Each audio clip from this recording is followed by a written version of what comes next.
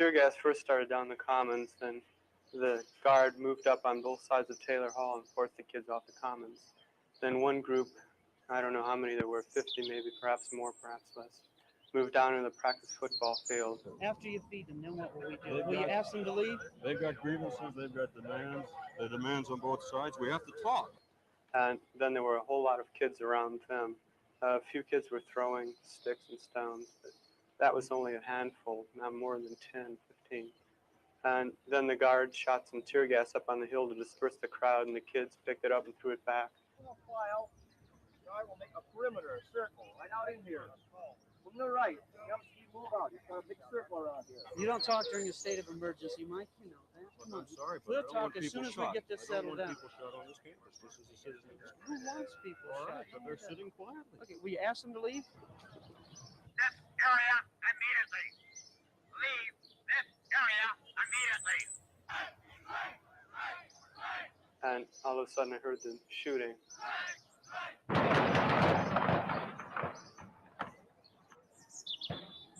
And then I saw people dropping to the ground, and then I fell to the ground also, because I couldn't walk anymore.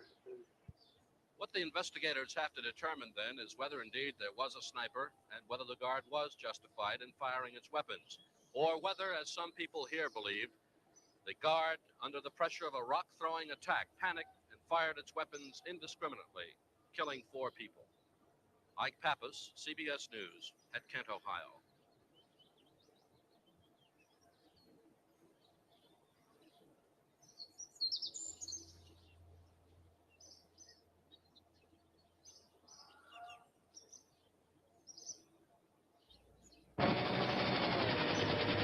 It's dawn, and Alpha Troop 19 is commuting to war. 21 GIs bound for a jungle clearing a mile from the Cambodian border. American soldiers hiking their way through the sweaty jungles of South Vietnam, searching for an elusive enemy. The temperature is almost 100 degrees, and the jungle stifles even the tiniest breeze. The going is slow. There could be a North Vietnamese regiment hiding a few yards away, and no one would see it. Nobody talks, so you start thinking. Specialist 4 Dwayne Boer is thinking he's going to meet his fiancée in Honolulu in 2 weeks, and he will show her the silver star the general pinned on him yesterday. DeValle is the lone medic in the platoon. He's scared from the moment he gets out of the chopper to the moment it picks him up. Scared that someday he's going to get killed picking up a wounded buddy. Jorgensen just became a sergeant, but he doesn't like it. He'd rather be up walking point, where the action is. He's already got 3 Purple Hearts, so everybody calls him Hero. Then there's Lieutenant Hughley. Everybody calls him Blue. That's his radio call. Blue didn't want to come to Vietnam, and he'd much rather be a businessman than a soldier. But right now, he's in charge of the lives of 21 men. Somewhere in this jungle, there's several hundred North Vietnamese soldiers who could wipe out this little American unit to the last man in an unguarded moment. Today, though, it's quiet. A few bunkers uncovered, then a quick lunch, and back down the trail to the pickup zone. Just a peaceful walk in the sun.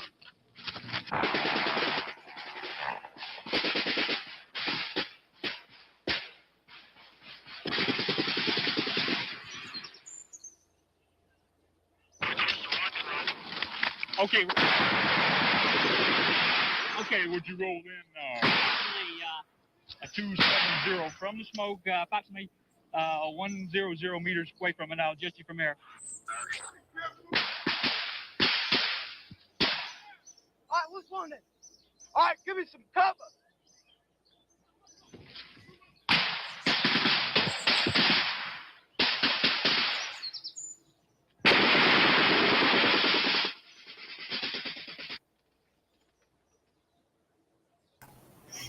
Good evening, good evening.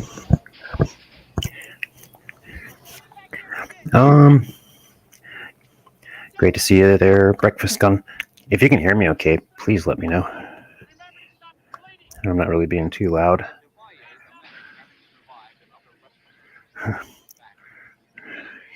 Kevlar's on there.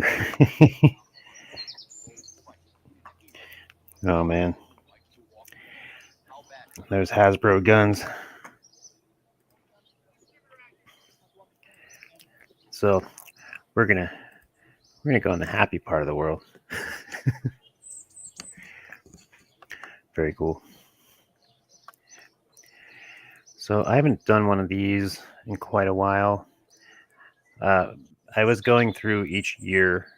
I think I started with 1959 or 1961 or something. By the time I got to 1969, basically I got so wrapped up in wanting to add music to it. My 1969 one, I just rolled with it, and it got so copyright jacked up, like there was no sense in even trying to salvage it. So I had to privatize my 1969 one, where I did my first moon landing. But I did a whole bunch of other things that happened in 1969 also. Because basically,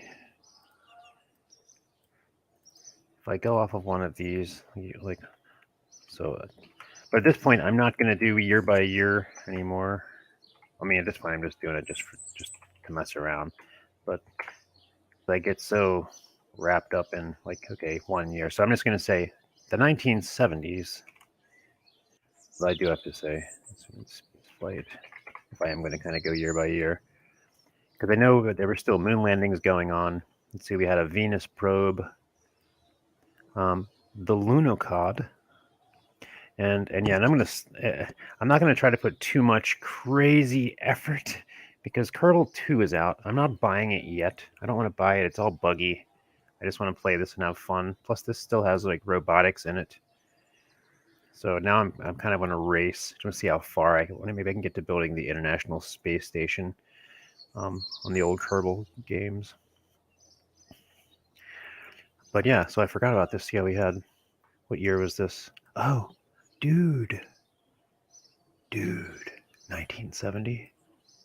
Okay, so this is gonna have to happen at some point soon. Wow, if I would have known about. All right, so all right now. I'm getting motivated now because I'm like, okay. So the Russians built this thing. This is about the size of a Volkswagen. They launched 2 of these on the moon.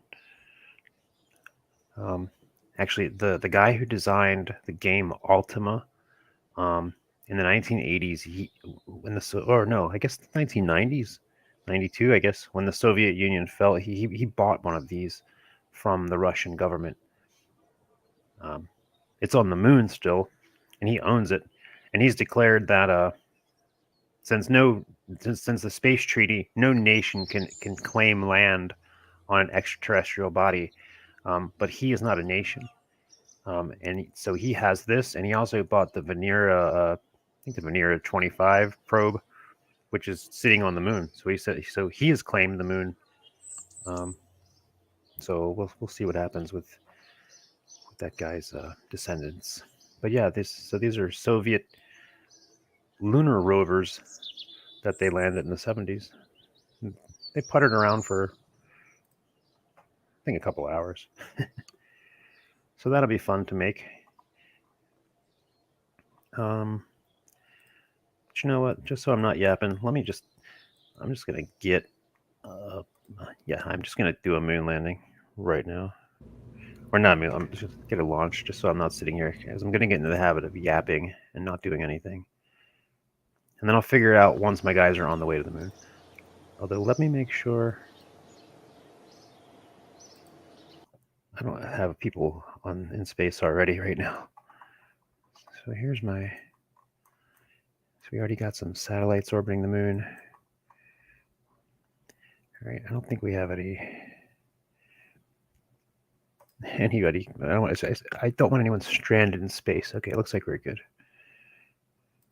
Where are these guys? Landed. Good. Okay.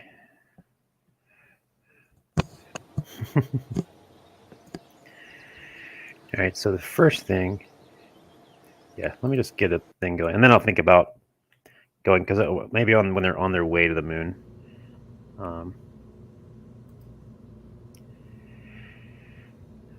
But yeah, I haven't played this in a couple of months, so it's going to be fun to try to make sure I don't blow something up. But so I have my I called it Aposto because I thought it was funny. We're going to call this Aposto 13. So yeah, so if yeah, for the game in general, so basically in the career mode of the game, you know, the game gives you missions and then you unlock new parts. There's like a science tree and you can unlock parts of your science, and then you can unlock parts of your, there's all kind of different things you can do out in that mission mode. And from that, you can unlock these different parts. Then you can take these parts and kind of build whatever you want. Now you can also download mods to basically make an identical, but I like making it out of the crappy parts that they give you.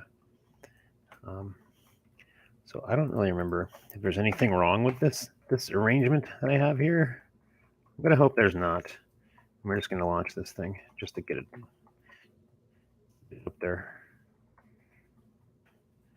If I am recalling, maybe there was something wrong with the battery. I'm sure there's gonna be something wrong, but this is gonna be 13, so let's just do it. Let me check my staging just real quick. Yeah, you know what? Let's just get it going. Let's launch it from the main launch. The 1970s. Oh yeah. So I hope these songs are rare enough to where I'm not going to get this thing shut down here.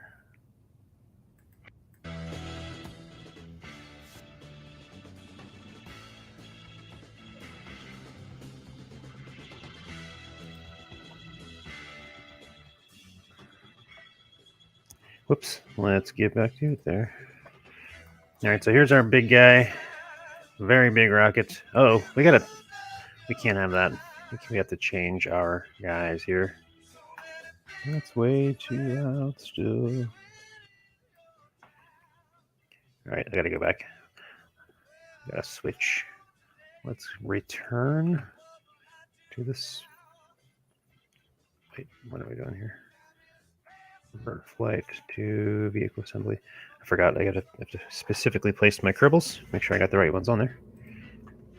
I can't have a Soviet Kerbal one on there. So we're just going to take a pilot.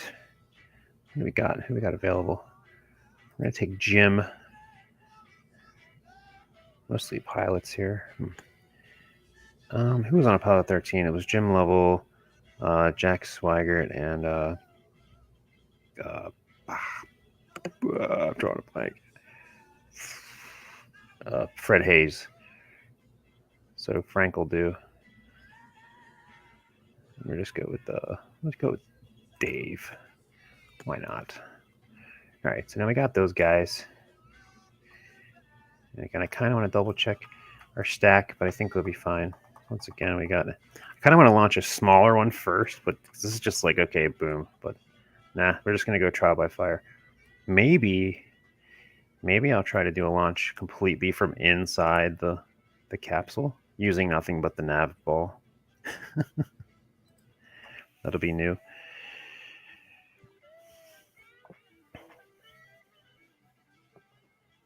Yeah, I kind of want it to be quiet. Like, can you, I mean, if you can hear something, I just don't want there to be like absolute silence. So if you can just hear like anything a little bit. So yeah, if I go straight up, whoops, change that camera. That's fun. The locked camera, the side of the planet view. Woohoo.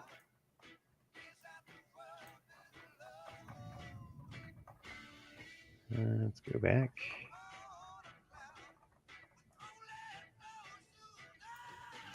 All right, if I go to see, I could do this complete, that would be very interesting to try. Although considering, like I said, this is the first time trying this in months, I'd still probably do it though. Although it won't be as fun for you who may be watching this. So let's.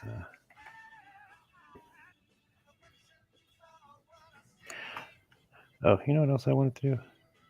I kind of want to.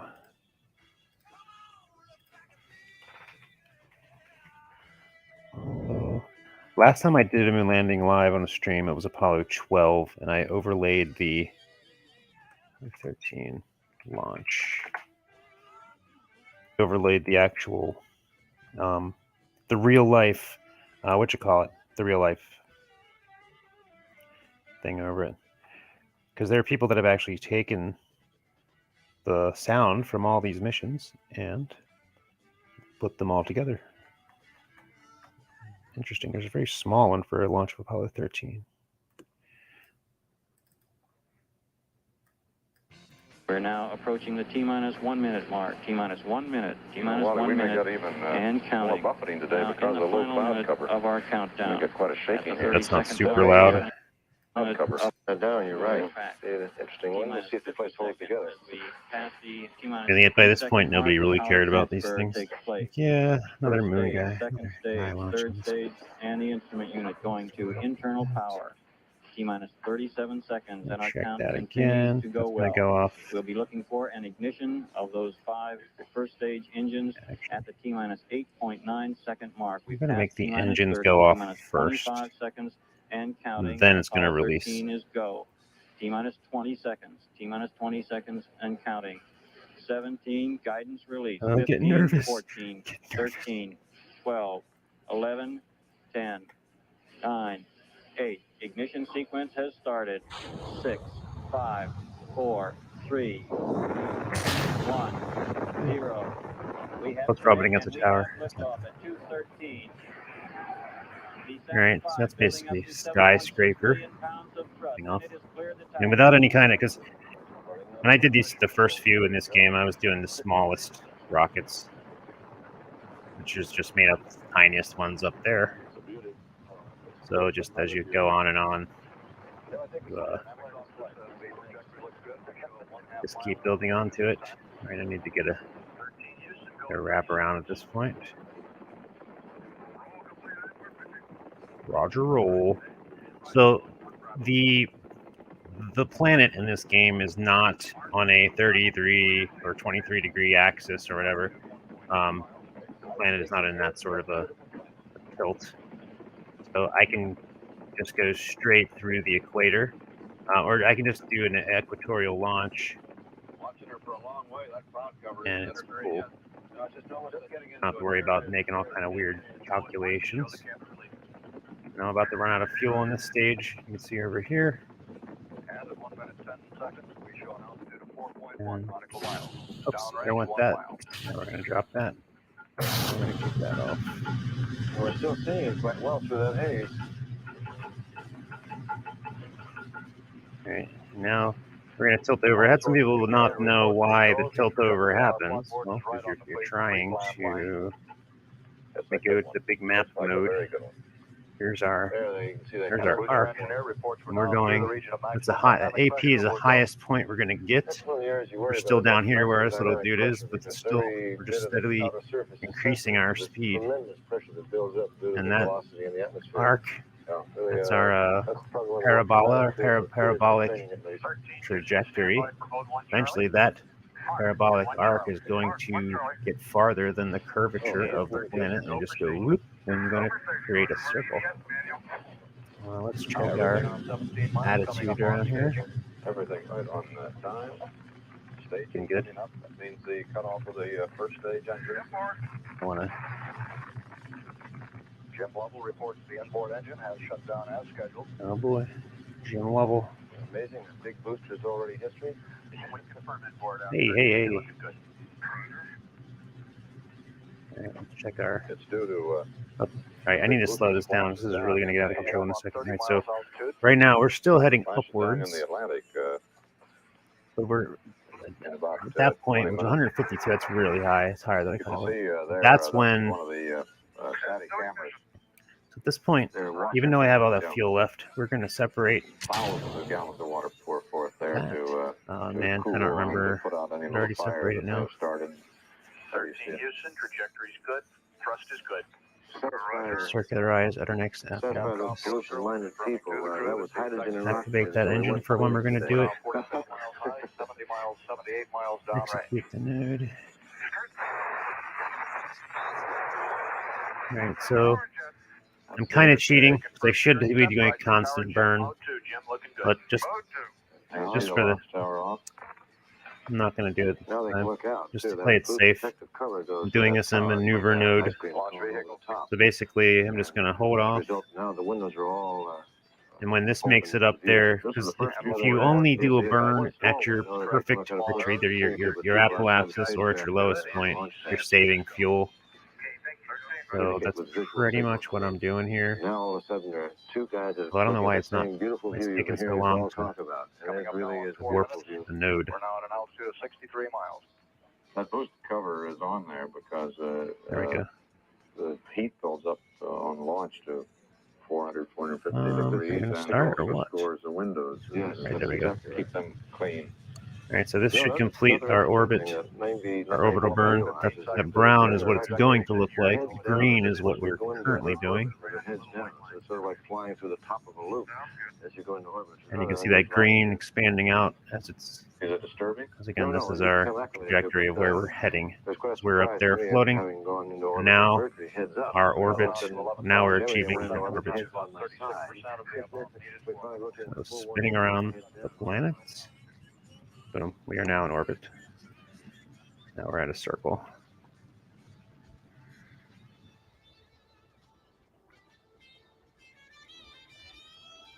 All right. So we have this S4B stage. This stage and the Apollo landings went with them. And they actually, oh, you know what? I wonder if I kind of messed up because, well, not messed up, but they had a remote control in this thing. Anyway, so I have to do my translunar injection next. So that's the next stage of. So right now we're in a parking orbit around the planet, and we're just going to stay there until we do something. Now this game, the planet has 2 moons, but I'm ignoring that one.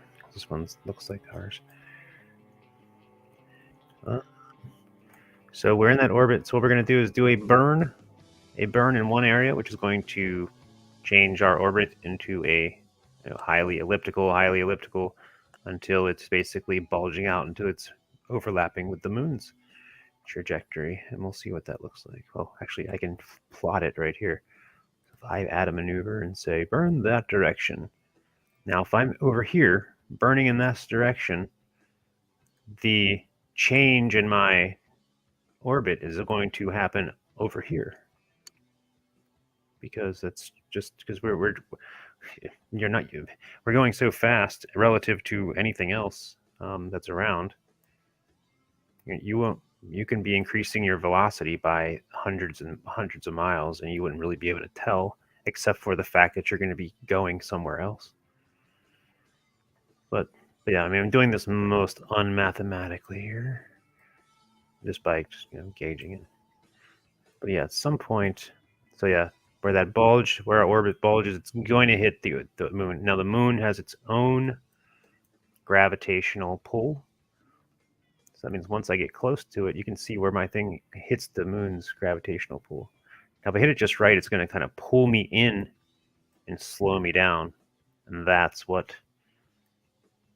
you see at one point that orbit, it looks like it increases. That's what you call gravity assist. So I can use the moon to go farther than I would. Or to slow myself down, which is kind of tricky. I'm probably not going to do that right. At this point, I just want to get close enough to the moons where I can slow down properly. I can't tell if that's, let's see here. See, that's killing my orbit, which is what I want to do. 687. So I can see how close this trajectory is going to get me. So I'm just adjusting it to where it's going to give me, that's 400, as close as possible. 300 and something. Now if I adjust it there, it's going back 400. Now, I should probably just do this. I can adjust it later too. Matter of fact, let me just adjust it later while I get that out there. So that translunar injection is going to be a minute-long burn. That's a long burn time. Wow. Does it need to be that way? Yeah, I think it does. Let's do it. Let's do it. All right, so I've just hit this. This is I'm using stock parts, but I do have a mod that adds maneuver planners and that sort of thing. Although why is this being so sluggish? I think I have neglected to add a reaction wheel. Come on, come on. As soon as that hits this area, it should start warping. So basically to the point where we're going to hit when we're facing the precise right direction, to where we make that burn, and that's what they call the translunar injection point. Right, there we go. It's speeding up a little bit. Let's see our guys in there.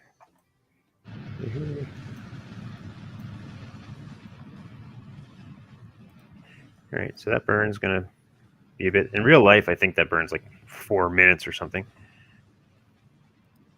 And so you can see the green is our current orbit. You can see it's slowly shifting as we're burning. But again, as you're looking, you can't really tell. You can't see anything changing. You just see that there's a rocket plume happening. I gotta say, the effects of this in space are not realistic. Like the newer game, they're more realistic. I don't know if I can get a mod to change that. It shouldn't look that sharp.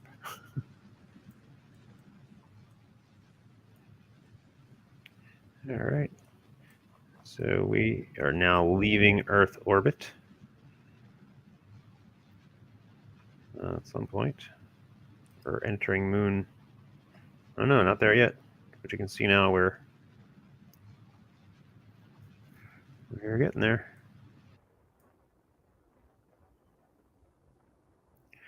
All right, so the Moon's still all the way over here. So what's going to happen is, like, we're going to be intercepting it like a football, or it's intercepting us. All right, so at this point, we just wait. Technically, we just wait it out, because we're now on our way to the Moon. We've made our burn. We're in that direction. We're heading that direction. The next big time maneuver to be done, other than some mid-course corrections, is once we get to the Moon, we have to adjust and slow ourselves down so that we'll be orbiting the Moon. And more importantly, we need to separate from this booster. We need to detach our command module.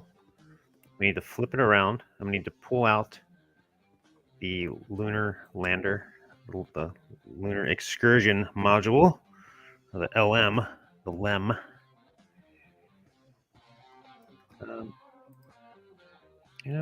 I hope it's going to be like daytime when I'm on the Moon here. It's going to be really annoying if it's not. But at this point, I'm going around the Moon. Oh, that doesn't matter. I wanted to kind of make sure we're doing it in daytime. But it's fine. Okay. So let's get that going. So we're on our way. At this point, if you listen to it in real life, they're checking everything, blah, blah, blah. Making sure everything's safe. Make sure nothing's going to blow up. This is the part where they were worried about Kevin Bacon, if he was going to do it right.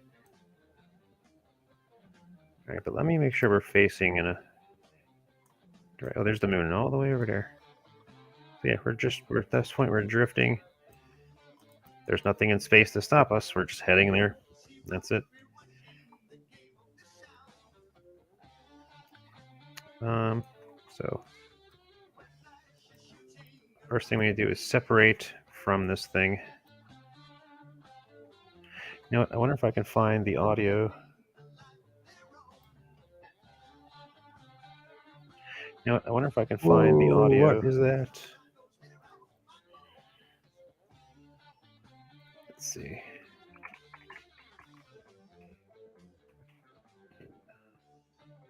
Extraction.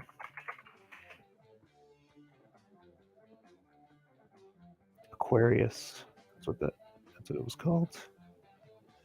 I keep finding the one from the Apollo 13 movie.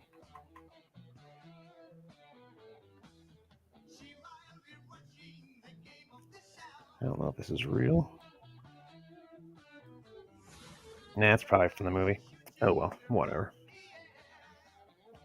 Let's just do it.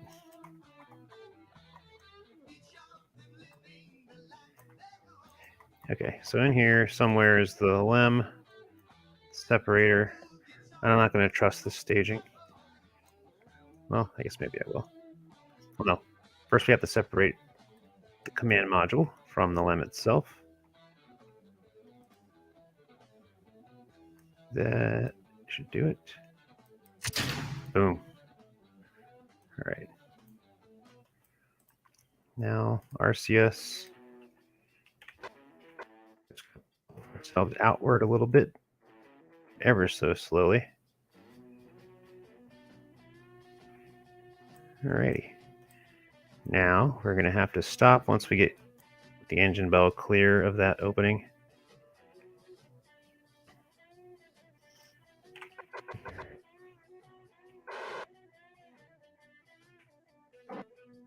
Stop. I'm going to target the docking port there just so I can see my relative speed. All right. Turning off the RCS so I don't go out of control. I'm just going to spin us around using the reaction wheels. Well, I don't think that's realistic. In real life, they did have to do that using the RCS thrusters. Okay, so now I'm just going to head in that direction.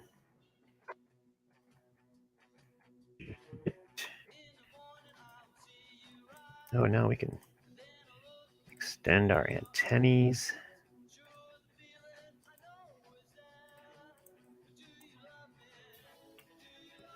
And there's another mode I can do, docking mode, where I can forth like that. Oops. And align it very nicely. Now that space junk is in the way. I better get out of the way. That's gonna block it, isn't it? Oh boy, don't you block it.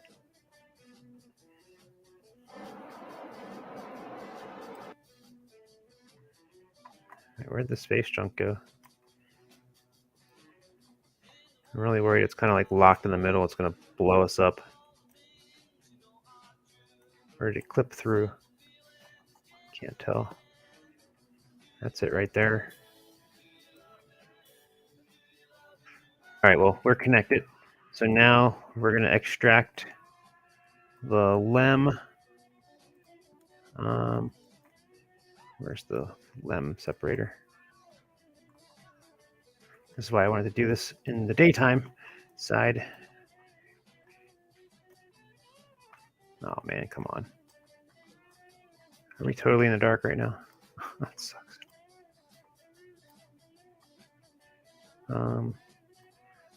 There's that. I think that's it. Yeah. Decouple. Now we're gonna back this up. Should have a nice shiny LEM. Well, it'll be shiny once we get into the sunlight again. Alrighty, there we go.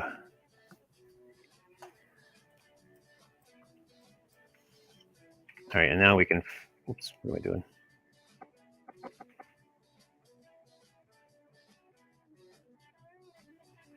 All right, now we can make our way to the moon. Now, the real life S4B stage, which I'm going to switch. Oh, I can't see, I can't control it now. In real life, they were able to, and there's actually video. There's film of them filming this stage because this has its own thrusters on it. And it, well, they move away. Well, actually, I don't think it has its own thrusters, but they're able to direct it. And they actually ignite the engine. And they crash it into the moon. And then the previous missions put seismometers so that they could detect when this thing crashed into it.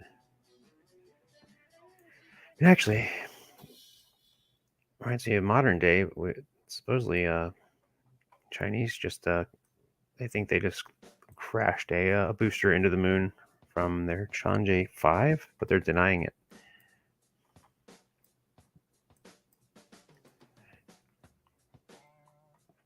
All right. Well, I'm not going to be able to do anything then with this booster, unfortunately. So it would have been fun to kind of follow that into its crashing into the moon.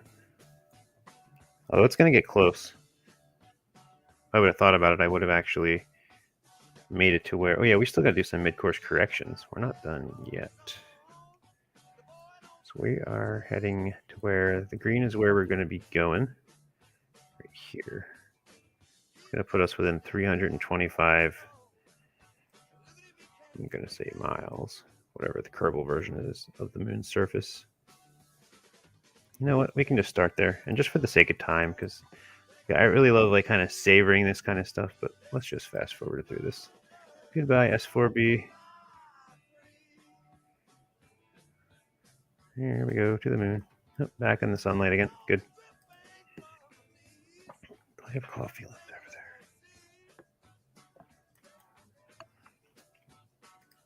That's fun doing the rotisserie.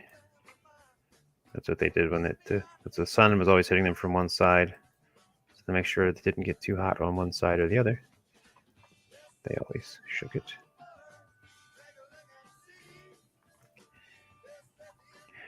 Now, eventually, I'm going to be doing I think I want to try to do Skylab. Skylab took one of the bigger boosters.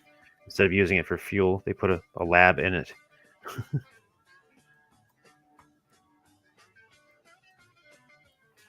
Alright, so we're leaving Earth there.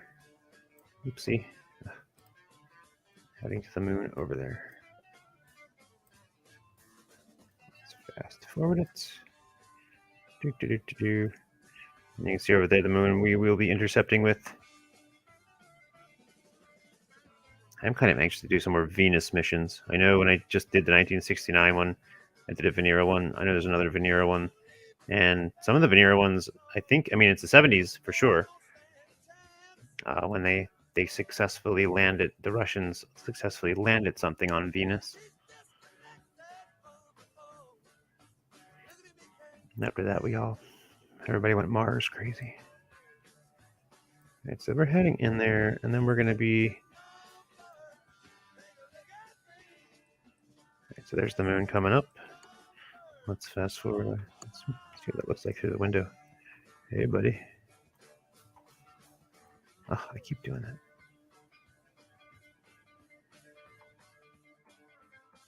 Out the window here. Earth.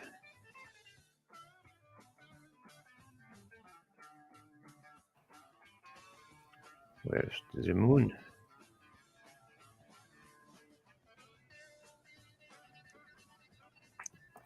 Oh, we'll get there eventually. All right, let's get a little quicker. That is fast forwarding quite a bit, just can't see. All right, what are we looking like? Almost there within the sphere of influence. Once the line goes from the green to the brown, it'll totally change. It'll show relative to the moon. All right. So now relative to the moon, we're going in that direction because the moon's coming in this direction. So relative to this planet, we were going this direction, which you can see in that. But relative to the moon, we're going this direction. Because everything in motion is relative to one another. Which means by the time the moon is intercepting, I'm going to be here. Which means that's going to be the best time to do a burn at a maneuver. Which means it's going to have us turn around, use our tank, and burn in a particular direction. It's going to slow us down. You can see the trajectory change, slowing us down until it makes a circle.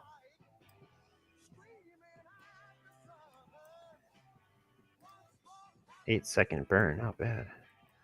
Oh, that's because, yeah, let's get these engines situated. That's the engine we're using.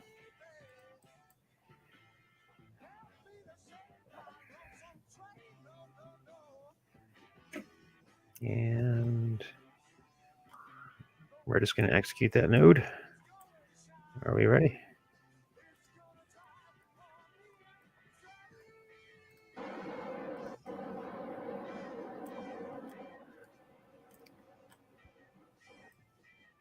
It's going to do it eventually. I can't remember which areas I've landed on already.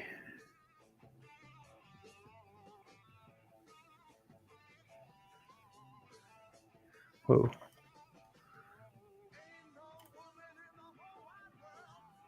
All right. That engine's going to have to move soon. There we go.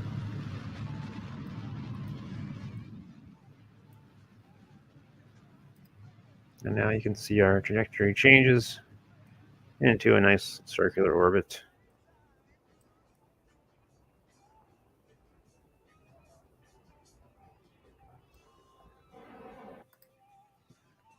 Okay.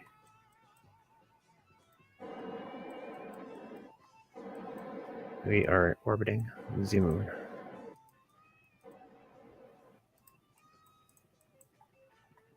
All right, now we do want to shrink that orbit a bit.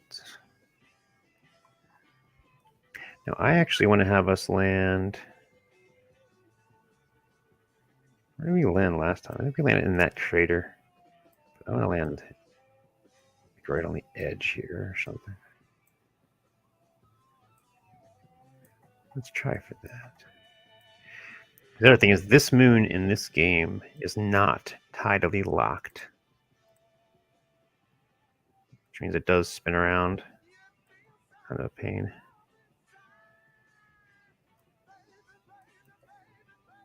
All right, let's just do that within 88 miles. That's fine. Just do it. So we're gonna shrink it down because we want to save as much as we can for our lander to be able to land properly. I think we need to adjust into a nice equatorial orbit as well.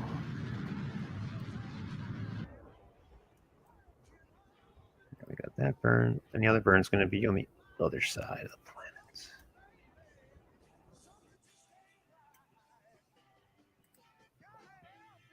We'll circularize. Well, we're going to say circularize the next periaps. Do it. There we go. So that's going to come around and circularize. That's our next periaps.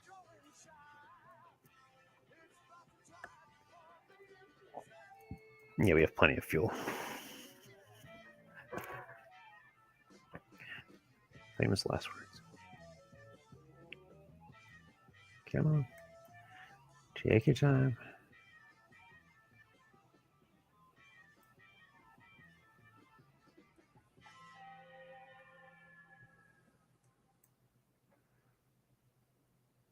All right, should I try to... I don't think it's going to matter that much, like wasting the fuel to try to do a perfect equatorial orbit. Yeah. You know what? I am going to do that. Which means... Doobie-doobie-doop, doobie-doobie-doop, doobie-doobie-doop. What am I looking for here? Match planes or... Ooh, change inclination to 0. 2-second burn. Not bad. Let's just do it. Execute it. 40 minutes. So basically, it's going to make our plane go into a perfect equatorial plane. That way, it's just kind of easier to manage.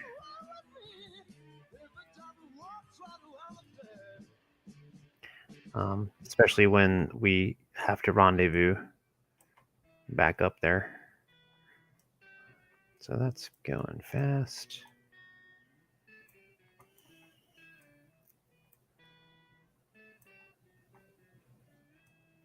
All right, I might try to land, but that's the thing, because I don't want to land somewhere I already landed. I'm going to land on like the lip of one of these craters. which means I am going to have to kind of go off wonky, but that's okay.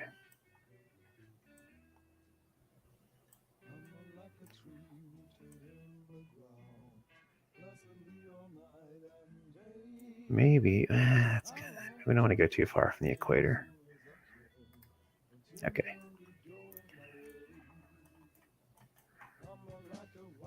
All right, so we're gonna turn the lights on over there in the LEM.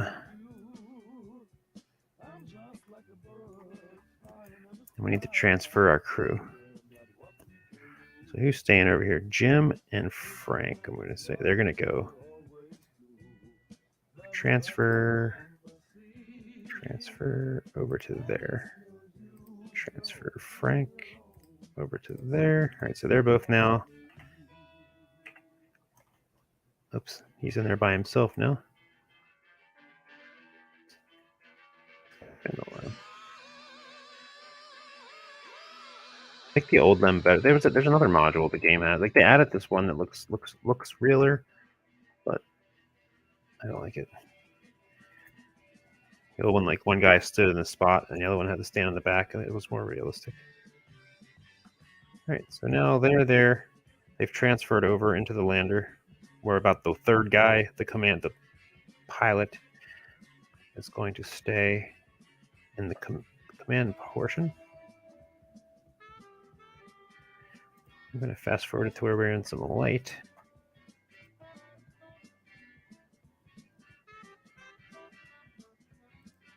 Oh, you know what? I probably shouldn't do that because, well, fuel, I'm fine with fuel. You can go around one more time. For a show. I need to get something to drink.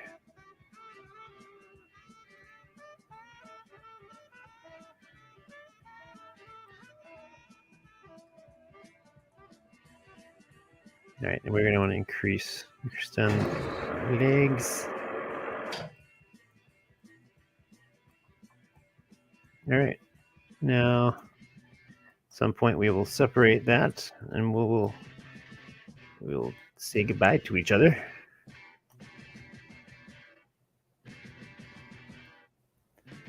Now, how far up? We're at 80 miles up.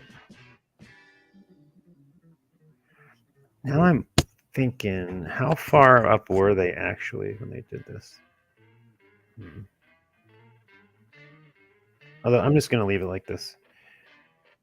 I think last time I went really far down and released the lander, but then when the lander had to come back up and rendezvous, it overshot the orbit of the command module.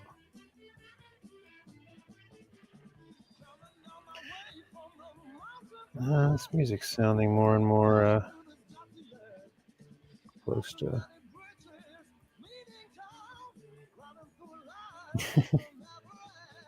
Yeah, let's kick back to the R&B funk a bit. Yeah. What is this?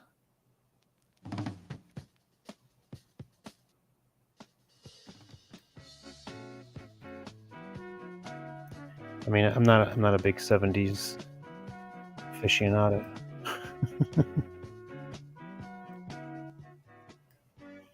I mean, was anybody? I don't know. Whoops.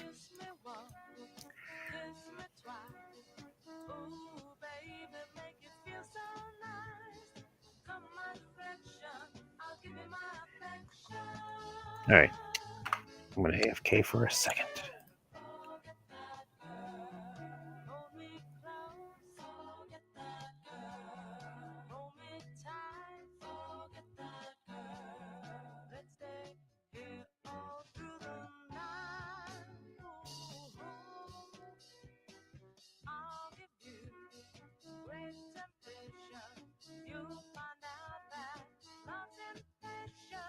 She could never please you. She could never love you.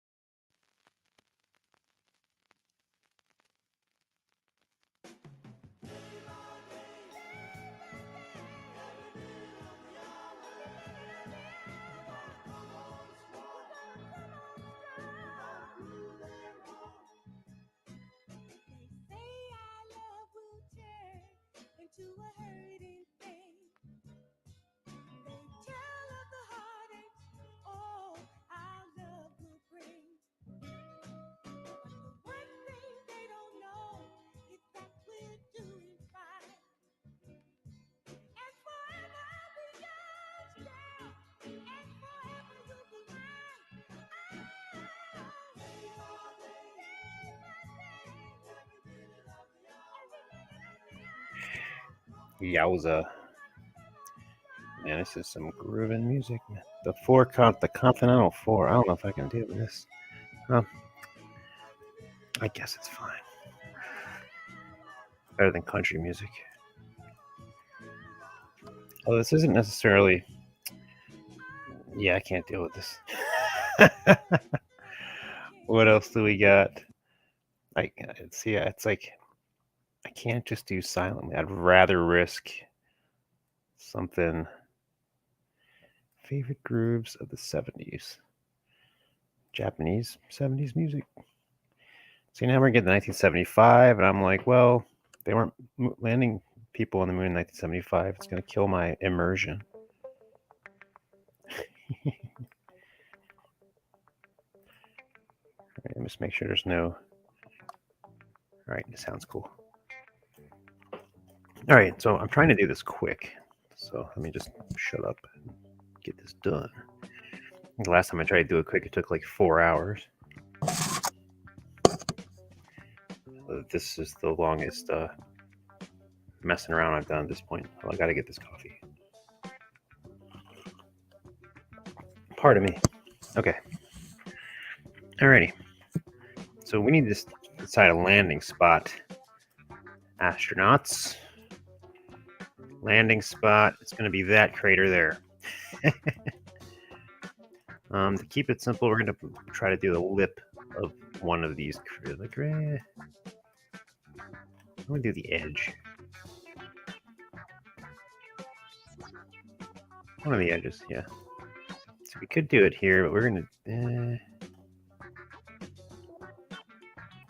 No, we need to separate right now. Let's do that. Undock. Blickety blam. There we go. Undocking our dudes. Oops. Oh, don't do that.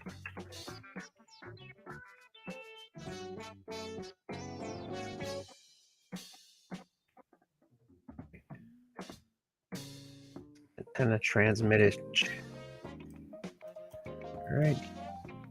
All right, fellas. You're on your way. This is groovy. This is like some Jamiroquai.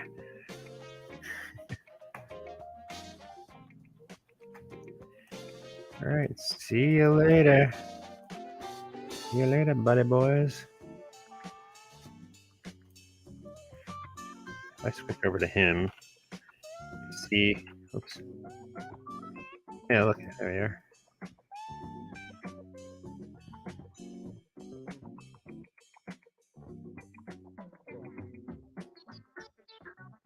My old game when I had the space station built. So cool having the shuttle. Oh no, do I have not have the...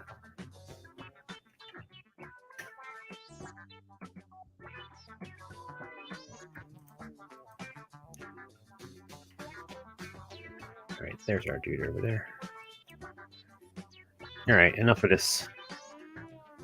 Enough of this nonsense. This tomfoolery.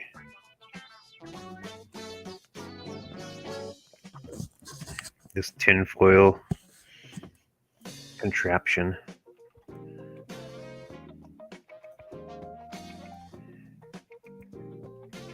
Okay, so in order to do this as fuel saving as possible, we're doing our burn on the other side. No, not exactly. Now we know we want to do it there. See, we're changing where our periapse is. Again, if I was feeling more bolder, I'd land all the way over on one of these, but we're just going to go straight down.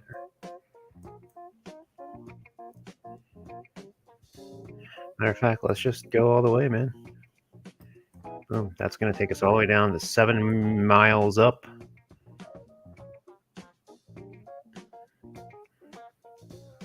Matter of fact, why play around?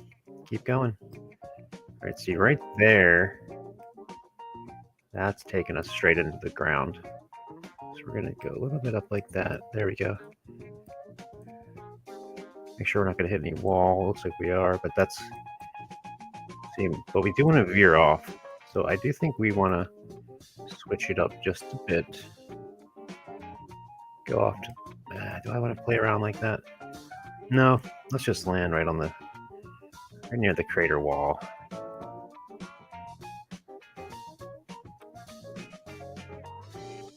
So we're going to keep it up a little bit. And once we get down super low, then we're going to flatten it out. Let's keep that for now. That's a 2-minute burn on this engine. That's crazy. That means this engine is way too powerful right now. All right, so let's start this engine up.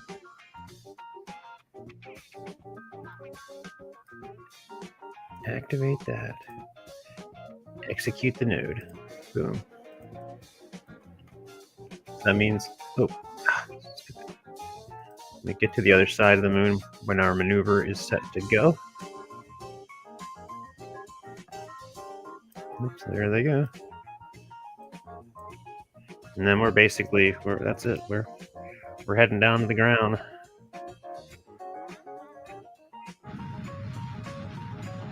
There's Mr. Earth. All right. So we got that burn. And what that did was just took our nice circular orbit and just turned it into a loop.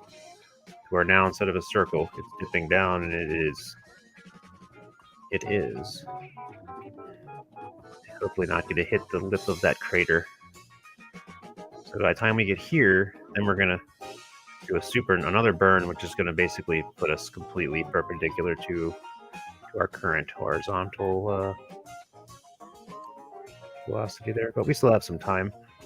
But at this point, we're essentially in free fall down into the ground. You just can't really tell because you're so far up and you're going so fast, and there's no atmosphere to be able to tell. But essentially, if you were on the Earth, you'd just be falling through clouds right now.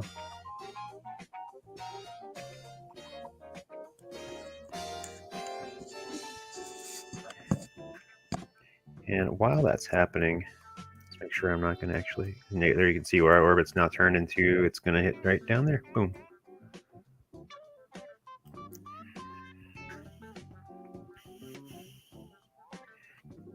I did want to switch to facts. This is where it bothers me because my original Kerbal games and doing this, I was like, oh, 1968. So here's what happened. Now that I'm just doing the 70s, well, now it's kind of generic, bothering me. You know, Watergate scandals in 74. See, it's going to be all out of order. The death of Mao Zedong. And, you know, like back in 1979, the Iranian Revolution. I mean, it's all over the place. Vietnam, that's crazy. Vietnam started in 1955.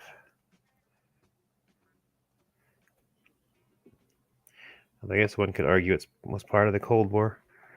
All right, you know what? I'm not here to talk about this stuff. I'm here to land on this moon. All right, so let's fast forward it. Let's fast forward it now to we get to right before we're landing, which is about right at the lip of this crater.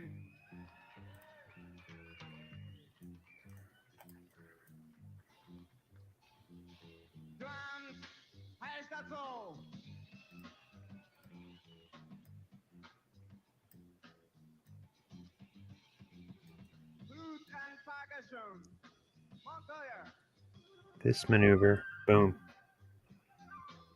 That's a 59-second burn to do that. Oh boy. Is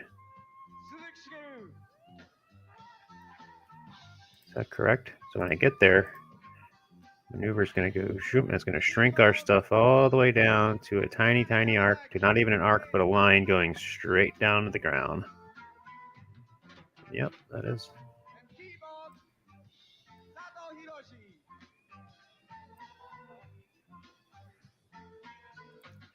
Alright, we should have the fuel for that.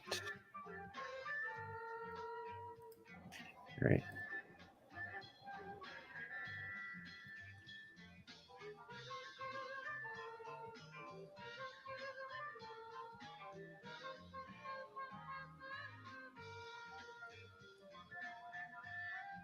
Hold up. Abort the execution of this node. I want to start doing this ahead of time. Retrograde. Oh, wow.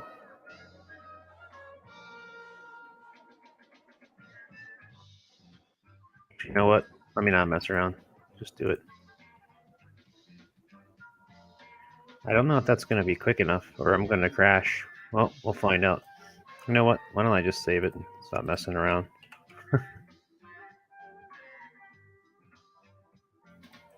Because that, again, that lip of that crater is very close.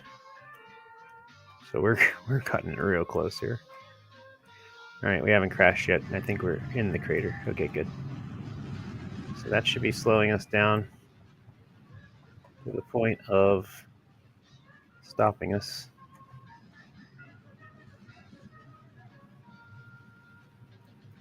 We should still have a good amount of fuel. Our dudes are in there. Oh, my old game actually did all this from inside the thing, like from in here. I'm not gonna mess with that at this point.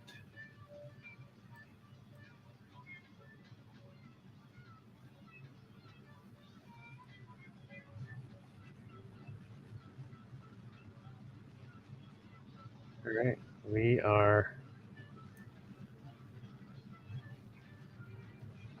we're stopped. We're pretty much going to be hovering in the air. All right, stop. Go retrograde. It's going to be manual from here on in.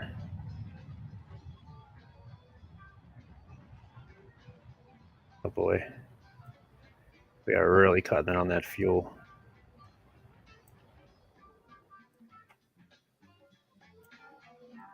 I think I should have, when I had the command module, should have had us go down further. Oh man, this is in a crazy. This is not good.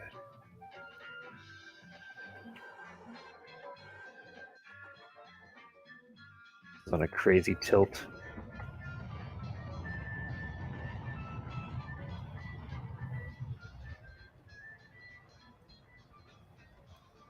That's practice. Well, that's what I get for trying to land in a crater. Stupid.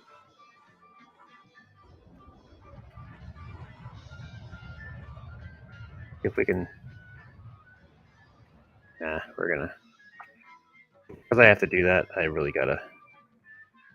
Just infinite propellant just for a little bit, so I can land somewhere safe. Nope, nope, get over there.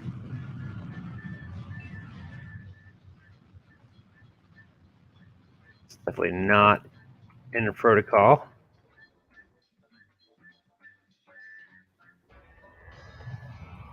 All right, that looks nice and flat. Neil Armstrong kind of did something like that. He saw an area where he couldn't really land. All right, it's all about center of gravity. See, now we're basically stopped. Now it's tilting us over. Well, I'm telling it to make sure we face directly in a direction that we're falling.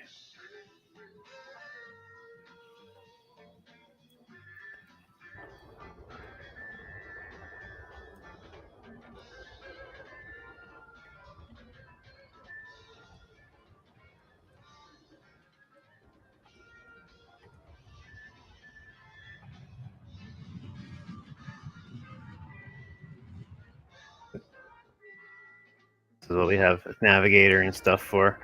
So yeah, you hit. I mean, we're still on a mad tilt. Whatever. The way it's got to be. I wonder if I can get us over there a little bit more.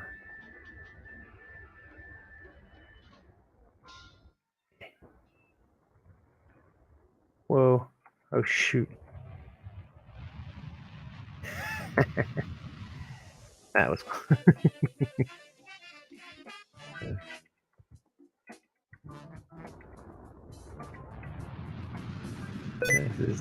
Hey, oh man. Stupid sticky keys just totally killed my whole thing. Oh my goodness. That is ridiculous. Alright, let's try this again. This is only happening because I cheated and put the infinite propellant thing on. Now we're falling. Cleanly.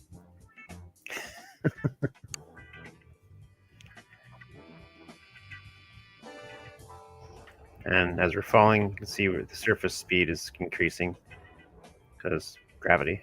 So we need to make sure we slow down as we're falling. Otherwise, our speed will increase and we will fall and go splat.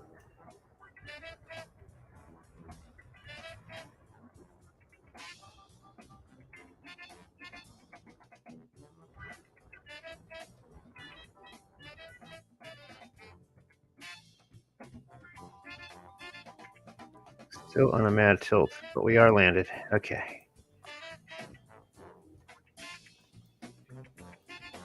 Chickadee-wah.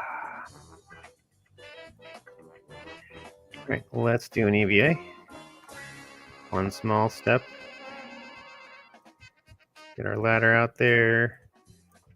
And just for the giggles. Let's get on there. Get off. Oh, whoa. Alright, one bounce. The other guy, he can go out there too. I guess at some point I should try to make a lunar rover.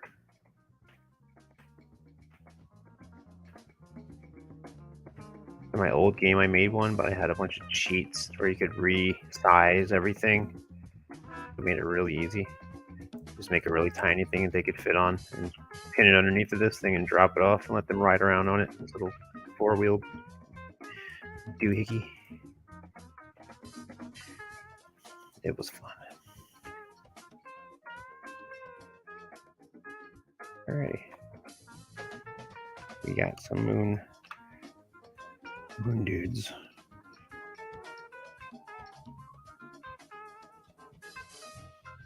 Oh wow. Did you see that, Paul? That was the screen. That was a hysterical landing. Oh yeah, you know what? I was gonna, just in case anybody wanted to bother coming in, I was gonna. Oops, where is it?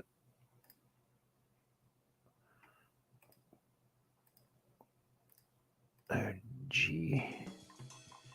Hold the boat.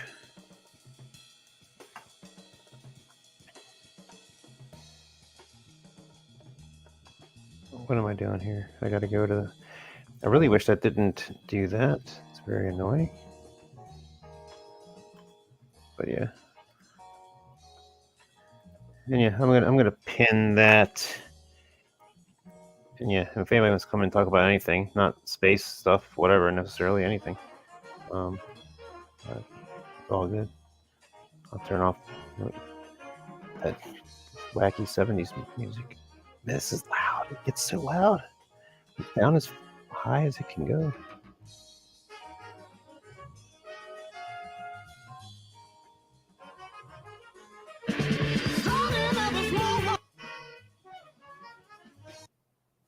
Sorry about that.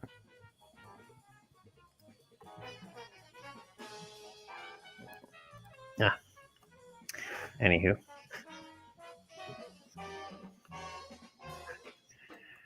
I actually wanted to switch to...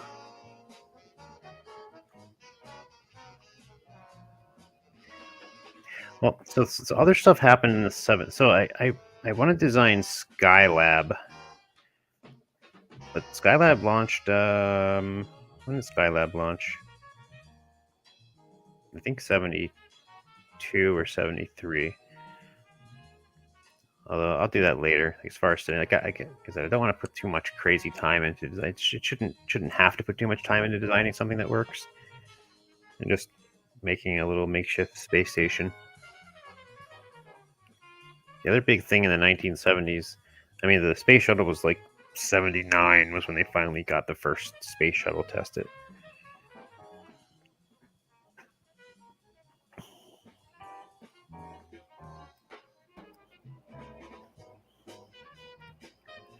Yo, yo, yo. Yo. What's going on? You figuring this out? Oh yeah, just chilling. I'm sort of thinking the different because I'm not going to go through like I was like 1971, 1972, I guess that's too much. Unless I was really doing like if I eventually get, because there's a new version of this game that just came out. So if I started doing that, but I wouldn't do it live. I would like actually make a series out of it, and do it in a different format. But this is just for fun, just to kind of get away from it all. I wonder what they did on the moon as far as like, I know there's some things they recorded, but like, I had questions and that I never got answered. Like, let's say you're out walking on the moon and you got to take a dump, what do they do? I mean, every single thing that you eat and stuff. Like, these guys are training for this for like years. Right. So everything that they eat, they probably had it timed, like when they crapped. But I know that they had bags. Like before they left, they threw out a bunch of bags of crap. So they literally, right now there's bags of human feces on the moon. But so the first time they landed, they went in and they slept in that thing. Like they weren't, when they were inside of that lander, they were wearing just their socks, their skivvies. That thing was fully sealed, And then once they were ready to go out and do the walk, then they got all suited up. And then they went back in there. And they, then the last couple missions, they were on there for like 2 days camp. It was like a camping trip, Right. Well, I asked this because when I was in the military, we trained for chemical warfare, right? We had a MOP level suit we had to put on. And in order to do anything like that, you had to actually go into an area that was already contained. It's kind of the same concept where you don't want to expose yourself to the outside atmosphere. But yeah, they had a specific thing you had to do. And even in the closed containment, you had to do it in a way where you're never exposed. Oh yeah, like because when it comes to seal, I mean, because pressure is a weird thing like that. Because then, once there's a pressure differential, outside versus inside, then everything's going to get pushed inside your suit. Do you think gravity has anything to do with? I gotta be careful how I say this. The bowel movement. Oh, absolutely. Yeah, I was just thinking, do you think it caused constipation if they didn't have any gravity? Oh, so one of the guys, during when the Soviet Union was collapsing, they were basically like rich, like billionaires could pay them to let them visit the Mir space station. I don't know if you remember the Mir space station. Yeah. Because Americans didn't. I don't think it was in the news much. And I remember when I went and saw the movie Armageddon, and that came out back in the day. Was that like 1998? And there was remember the Russian space station and that? It's like, oh, this Russian space station. Like the Mir was still up at that time. Like I remember, like I barely. Like if I thought about it, I probably would have been like, "Oh yeah," but it's just crazy how much. I don't know. It's not really. People don't think about like that type of thing. but that thing crashed. But the Russians were putting up space stations in like the 70s. But their space stations were like little. But anyway, the guy that designed the video game Ultima that I was talking about earlier, he paid money to the Russian government and bought a couple of their lunar probes. Oh, that's something else I want to do. Is design the Russians landed remote control rovers on the moon in the 70s. And just like we got the Martian rovers, the Russians were doing it already on the moon. Really? But anyway, that guy paid to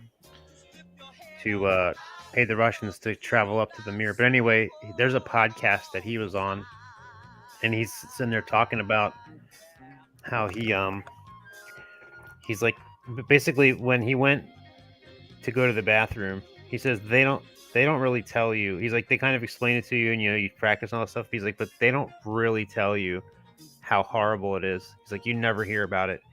And he sat there and described it, man. And it's funny because he's not under any kind of constraints from the government. He's got to be nice. Like, he tells it like it is, right, about what it's like. Because you're not going to hear an astronaut talk about how just nasty it is to go up there and do your business. And man, the way he described it, he's like, because of gravity. He's like, normally gravity is what actually causes the thing to fall off, right? Mm-hmm. And he's like, well, that doesn't happen here. Like, so basically, you got this real long thing just going, and he's like, and you're kind of floating, and you're trying to float away from it, and it's still there, and you're moving, and it's just, and you gotta, and the whole time, like, it's getting everywhere, and he's like, you're just in there for like a long time. He said by the time he came out, the other astronauts looked at him and just kind of, like, he said they gave him this kind of knowing look, like this kind of grin, like, yeah, now you know what it's like. Nobody can really tell you about it. How far back do you think it goes with Russia? I mean, like to the early 60s maybe, or? With what? What do you mean? Their space programs. Their, for their military and different things that they did. I mean, I heard they were, I mean, you even said it earlier, that they were, with people, or just they were the first ones going about this. And like, how far back does that go? Like, does it go to the 50s, 60s, 70s? Yeah, 1958. Yeah, because I mean, they were working on stuff for like 10 years up into that point, right? But 1958 is when they finally, but that was when they were capturing the German rockets and were just launching them up as far as they could go and seeing how far they could go, and then they would strap cameras onto them. Because remember, at that point, the Cold War is happening, so it was really about, can we put a nuke on this thing, and can it reach Russia, or can it reach America? And then somewhere in there, they did the space. Can we do the space travel? And you start doing all the space treaties, and can we get ore, and can we, because the first Russian space stations were actually spy stations. Like they weren't up there doing science experiments. They were up there taking pictures of the U.S. Like, that's all it was. That's weird.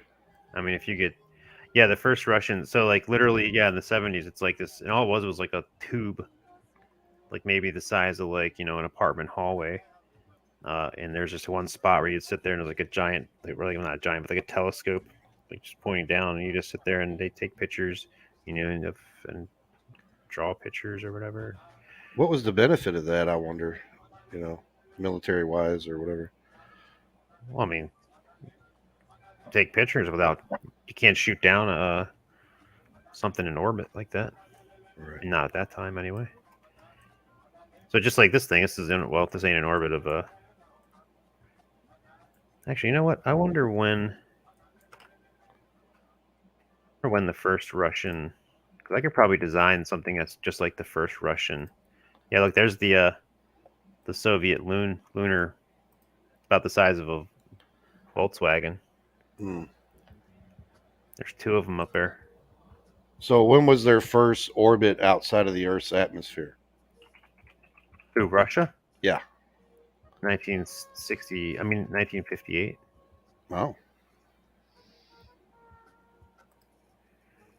There you go. SALYUT 1. And That's the first space station.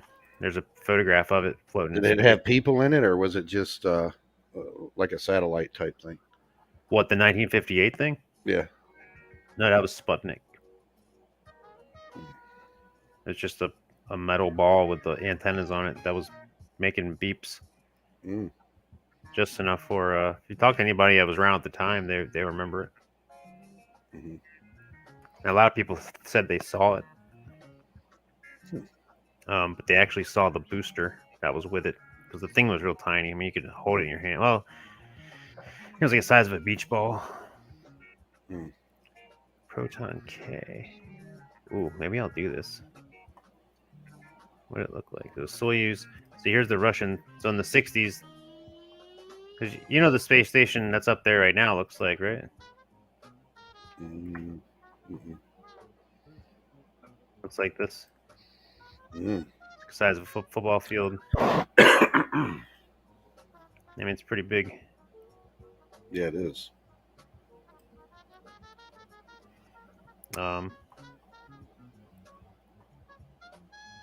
Yeah, that was put together piece by piece. Like each one put in the space shuttle, another space shuttle mission. See all these little pieces put in the space shuttle. These things folded up, put in the space shuttle. And some other parts were launched on their own. So there's a space shuttle docking to it.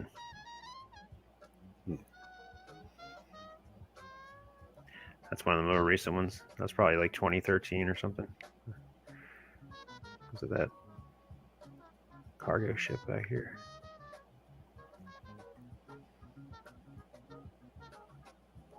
But that's the first one. So yeah, I could probably build this real quick because I already have the carrier rocket that launched this.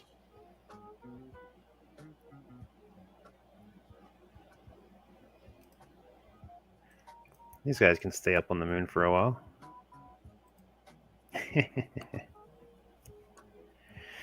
No, I saw you're over in I don't know, there's a couple of streams going on. I was bouncing around on for a while.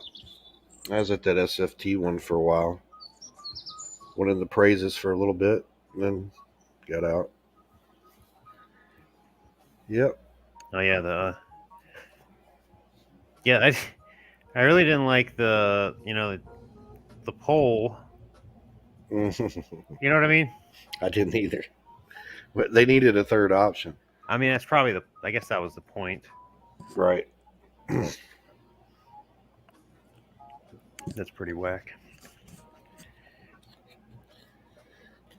Yeah. All right, so I'm gonna have to get those guys back from the moon before the night's over, but just to take a break from that. Like I said, I do want to launch the space station, the Russian space station.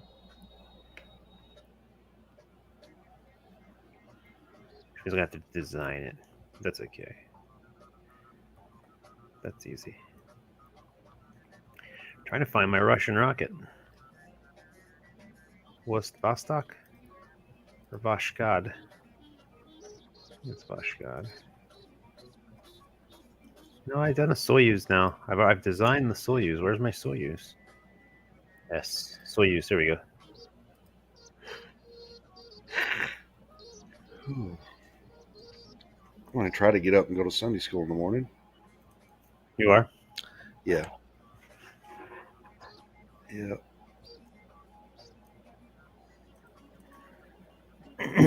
What time's that? Well, it's an hour away for me, so I have to leave a little bit early, but I think it starts at 10. And then the regular service is at 11.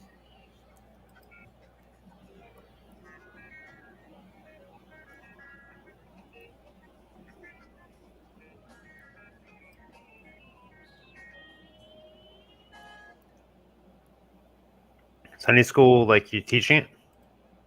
No, I listen. I need to listen.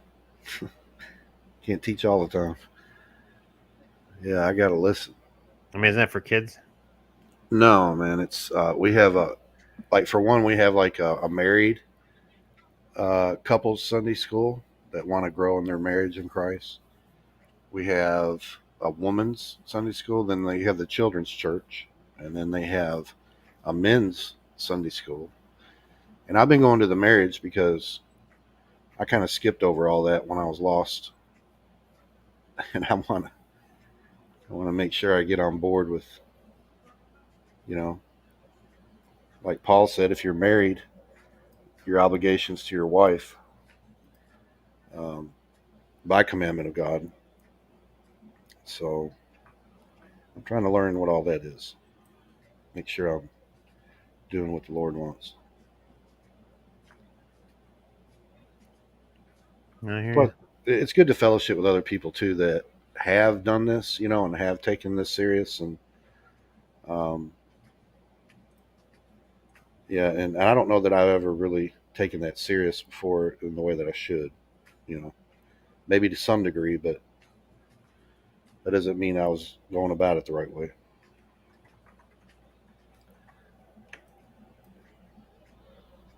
But I do like to get in the men's teachings too. We have a good Sunday school teacher. Our church is full of misfits, and I love it. So nobody really dresses up except maybe the pastor and his father-in-law. I think they might be the only ones. Just plain simple people. And that's right before the the main service. Yeah.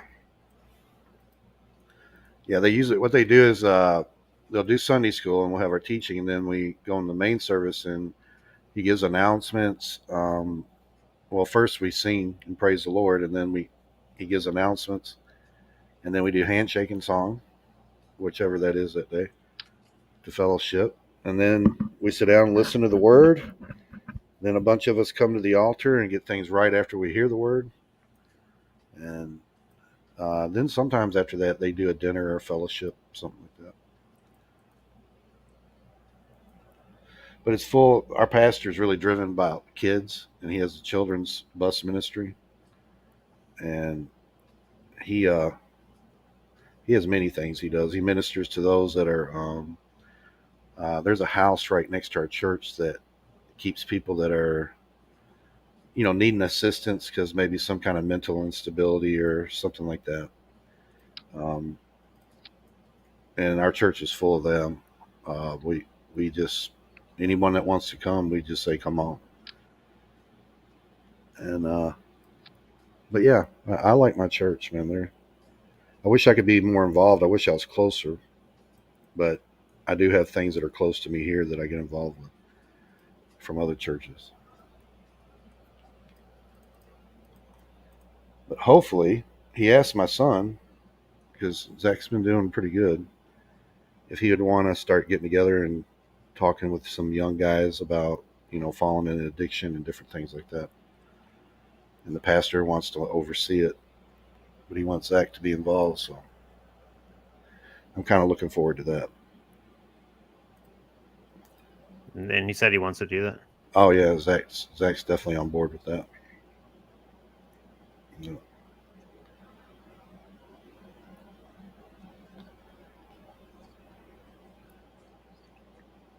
Yeah, I mean, it sounds like there's like a couple different types of classes, that sort of thing. Yeah. They try to have an outreach for Sunday school, to offer different things, to people, because they might be in different places in their, in their age to what they're dealing with. They have a teenager thing too, a young adults. Forgot about that. I believe the pastor teaches that for Sunday school.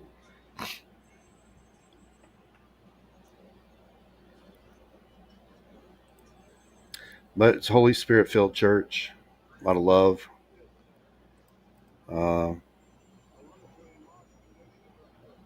It's growing. I'll put it that way.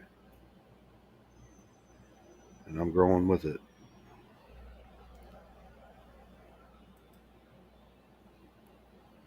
Well, that's what it is to do. There isn't any standing still. Right. you're not going to hear nobody sitting there like having theological arguments or things like that going on at church. It's never like that. Even in the fellowship afterwards, you know, it's just not something that's brought up. We leave that to the teaching in the Sunday school and just fellowship with each other, you know, see what people are up to.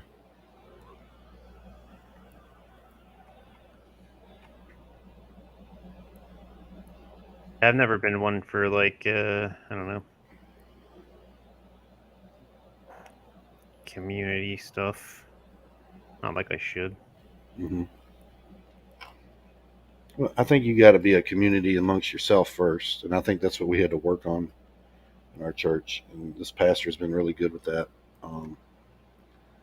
But actually bringing in the community, like with the children's church and things like that, and these people that are disabled somewhat, and you get more involved.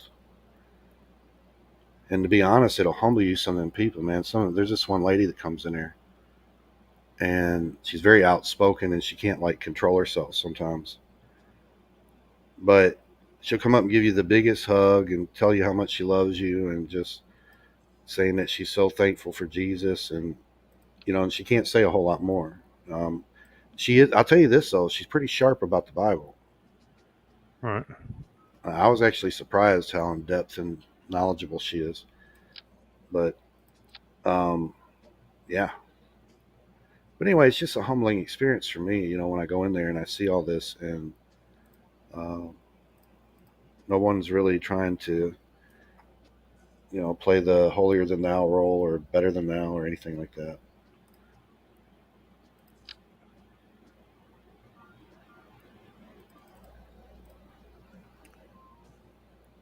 Well, that's a plus. Yeah. Yeah, just some down to earth people, man. Sure, it's inevitable eventually. Yeah. I think it's the work of the Holy Spirit. I think God works that in you. I was considering that today with all that's being said. There's a verse where I think it says, "Work out your salvation," and that's a past tense. In the way that they present that, it's that the salvation's already there. But I believe how we work it out is that we trust that God's Spirit's in us, you know, and that He's willing in us, you know, forming us to do what is pleasing. And how that looks on the outside when people are going through things and all that, this is where I get away from fundamentalism, because they can only say a scripture and then they want to point and judge, you know. I don't know. I've just learned you got to have a lot more patience in that. You got to wait on the Lord, and you'll learn things. But the main thing is that He's going to be true to what He said He's going to do. And you want to teach that. That's right.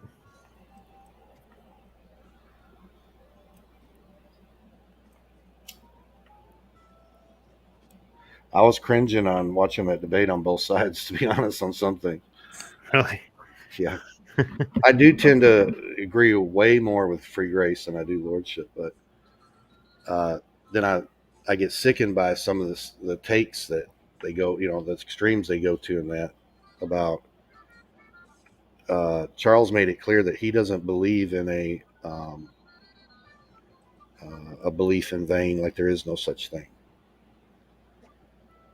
And that's my main contention with how they look at the initial belief. If that's something we're being judged on, right? I don't think you have to complicate it, but I think it's way more than what they say it is, as far as, because I know when I got saved,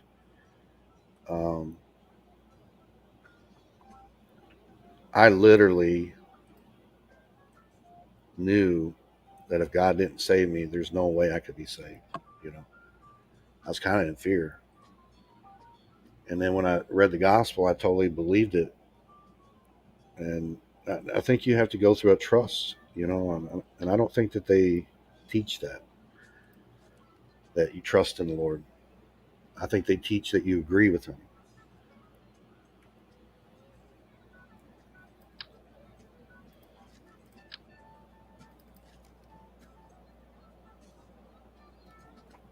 But the thing is, to bring that up, you know what it does? It brings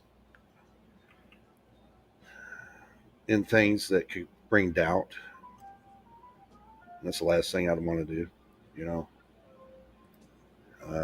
So that's why I don't like these arguments, man. I just think even the argument itself could be a setup.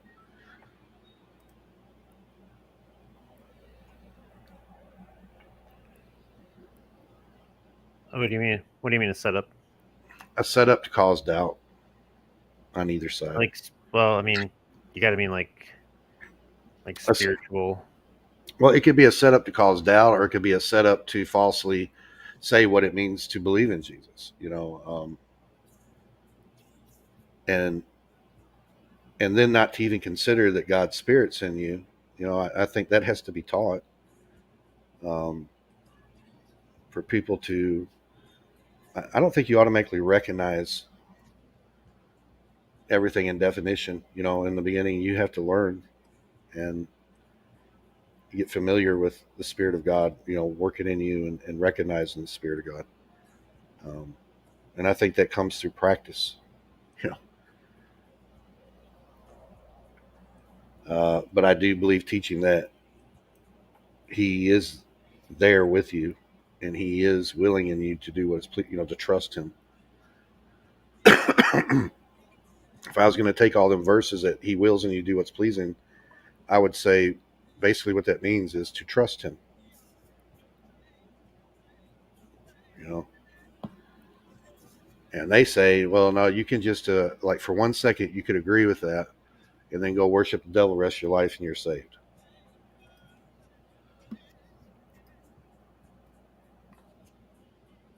I've heard Charles pretty much say that.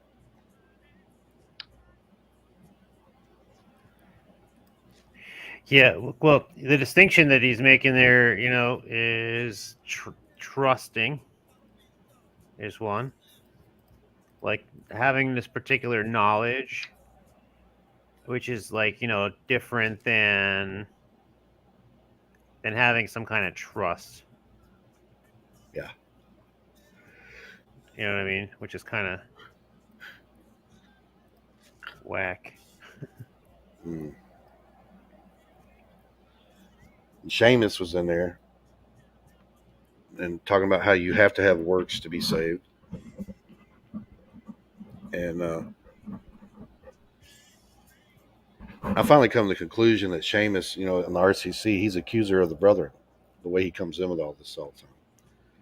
So I started calling him Blamus instead of Seamus. Yes.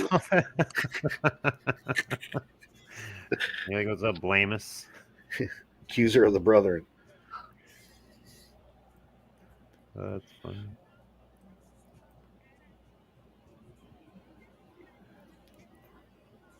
What is this thing?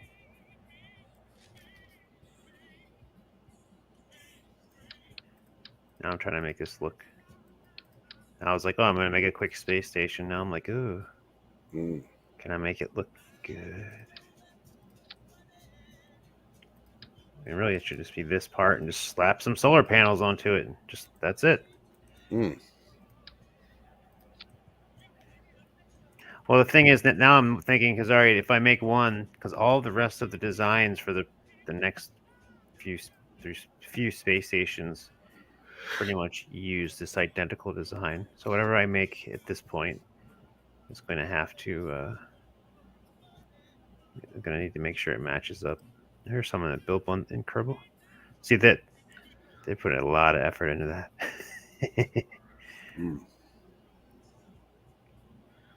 What is the material they use on the outside? I don't know what it is. Some kind of polymers. So we got the small ones, bigger, and then the biggest. And that's where, okay, I got that ship done already. So if I can compare it with that part. Maybe I should just get my guys back from the moon.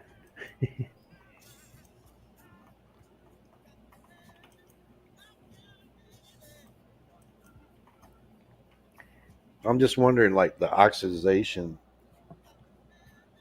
that we have in the Earth atmosphere, what do they have to consider, like in outside of that, as far as like corroding something or?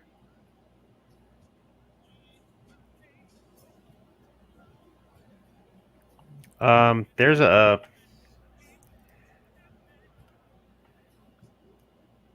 actually some kind of material. It's sort of like I don't know what you call it. Like there's actually a pretty good video of what it looks like. Hold on.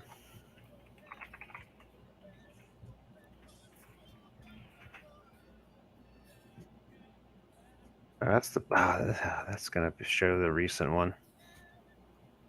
That's lame. Now there's a video. It showed like what these things have. Like it's sort of like this blanket material around them. It's like thermal. Well,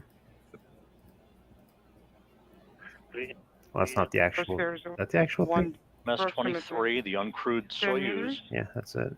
Less than 15 meters away from docking to the fourth module. It's kind of like a thermal blanket type Moving of into an surrounding orbital this stuff. sunrise, flying over southern Russia. Excellent visual of the target. It's so fake. See, do you remember the Skylab? You would have been in like high school, Paul. This piece of crap that they sent up. Wow. They sent like 3 missions on it, and like they barely even used it, and then they let it crash. Like all I remember was when I used to have like Mad magazines. They used to like make fun of it because apparently this thing with like like if it's they didn't know where it was going to land. It ended up landing in Australia, and Australia like fined NASA for littering. I always wondered if I would live long enough, me being born in 1970, all that I've seen with the space programs and whatnot, if we would live long enough to see people try to take residence, on the moon or whatever. Oh wait, you were born in 1970? Yeah. Oh yeah, he wouldn't remember this any more than I would. Right. I had no clue.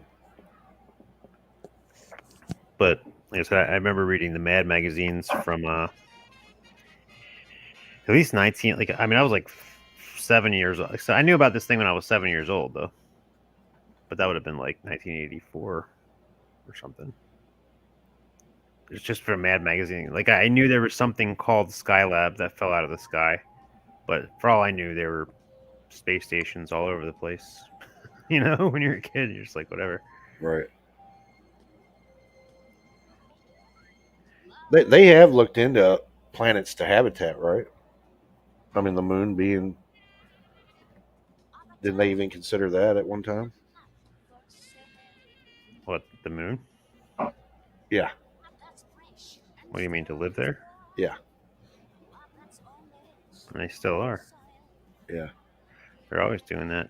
I mean, but to have the right technology to be able to do it and have it be worth anything,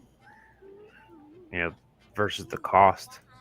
Do you think there's anything sinister behind all that? Like in what way? Well, what if somebody like behind all this even read the Bible and seen where the earth is going to get destroyed? You know what I mean? You think that's their attempt to try to get outside of the wrath of God or something? No, like a person, like a human being? No. No. I think it's demonic stuff does that. Yeah, I would say that, but I'm just wondering, like, what is the inspiration? I mean, I know at first it was the exploration, you know, the exploring, but then it turned into this, you know, possible habitation and whatnot.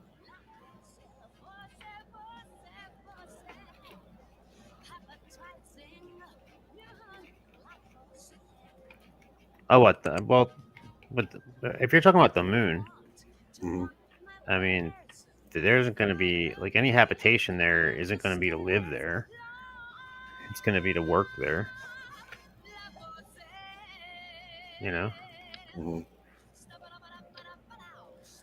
And what is the purpose of it? Just to know more about what's around us, or is it? I mean, if it's not to keep on increasing, and it like the ability itself, you know, you build basically making like a port, because if you can, I mean, you got like 3D printers now, you know. Right. So if you can,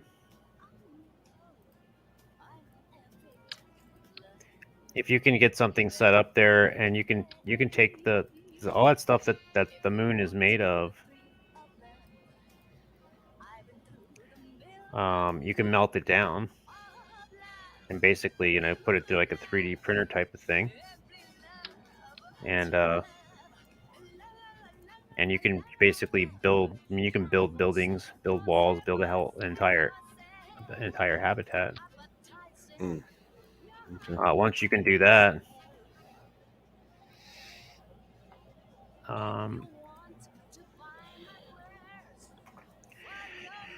yeah, then you can start building stuff on the moon, and if you can extract water, like once you can do that, then you can make fuel because water's made of hydrogen. So you can like you make chemical plants, like and then basically just expanding it from there.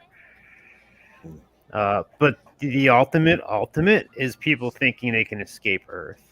Yeah, that's what I was thinking. You know. And you know, the Bible has not been hidden for a long time, so I'm sure there has to be some type of spiritual.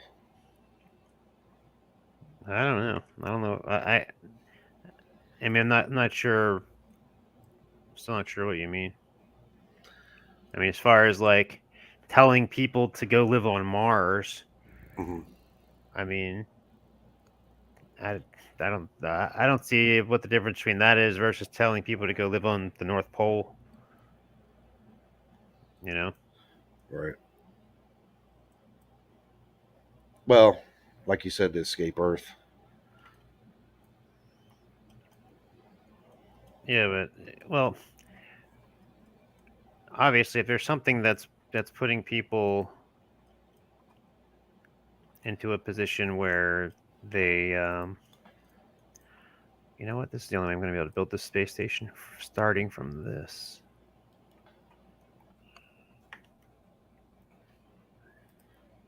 I'm a little bit too much of a conspiracy theorist at times, but I don't know. I wouldn't put it past anyone. Well, if it's something where I don't want to, if it's going to prevent me from believing in Jesus, salvation, like then sure. I mean, that's no, but maybe it's even more believing that it's possible, that, or even war. Let's just even consider war. You know, the nuclear and all this. Could that be used as something like a refuge? I don't know.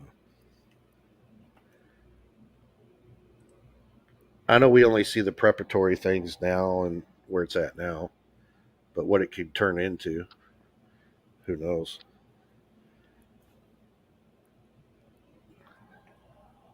preparatory thing. Yeah, like for instance, we're only seeing it in the stages of the beginning of exploring, finding out things, different things like that. What that turns into as we become more knowledgeable. Might even change the intent.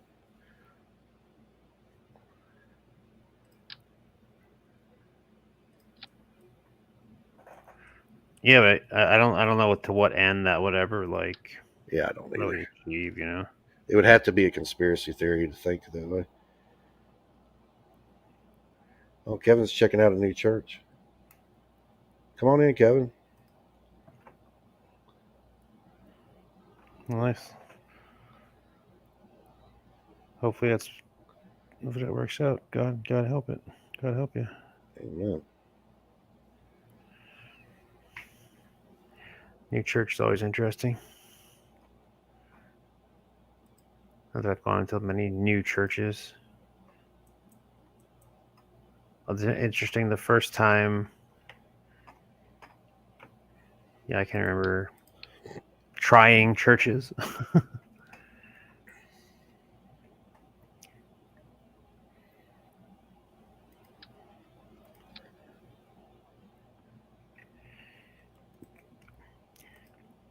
What kind of church is it? What kind of church is it, Kevin? Designing that's gonna messed up. Oh.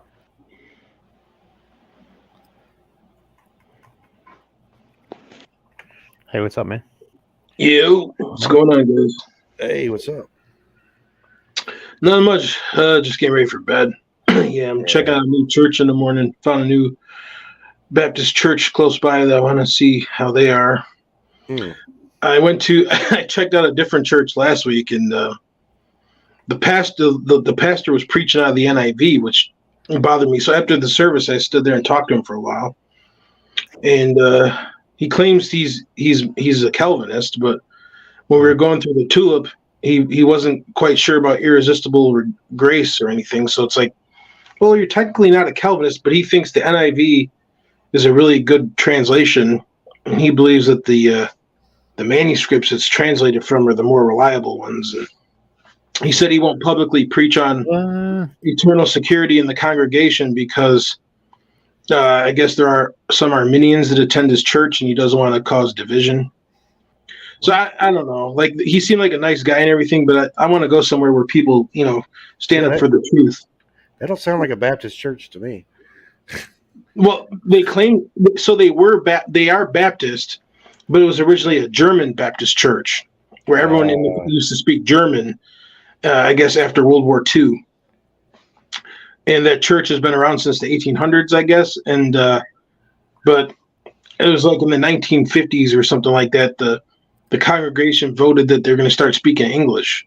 So it's been an English Baptist church ever since, but it was originally a German. So they technically still have the name Baptist Church, but they don't preach on eternal security and things like that, like a traditional Baptist church would. Yeah, it's reformed, huh?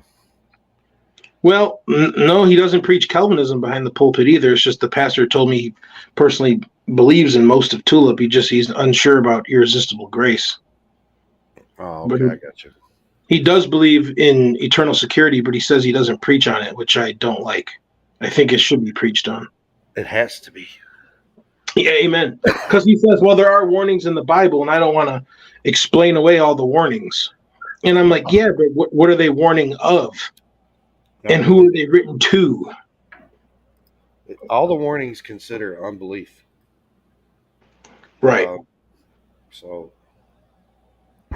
And I don't think it's ever teaching that you lose your salvation, and that's why you can teach eternal security. So. Yeah, exactly. But he wasn't willing to preach on it. So, I mean, nice church. The people there were nice. I came in there. They were really friendly. I had a coffee with them. I met and talked with the pastor after the service, like an hour. But I think I'm going to keep looking.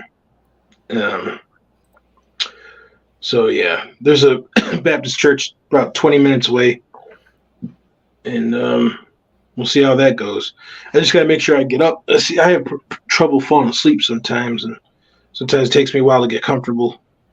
Are these like, would they be considered like independent Baptists or fundamentalist or Southern Baptists? Or no, the church I went to wasn't any of the. I don't know. It wasn't any of those. It was just a Baptist church. It originally was called German Baptist. Now they're called North American Baptists. This church I'm checking out tomorrow, I think they're independent. Oh, okay. Yeah. I like I'm sorry for independent Baptists. You know, I prefer that myself. The ones that are truly independent Baptists. Yeah, I don't have a problem with Southern Baptist either. I don't to some degree. Hmm. Well, you know what though? They have been cleaning house. I have to say that.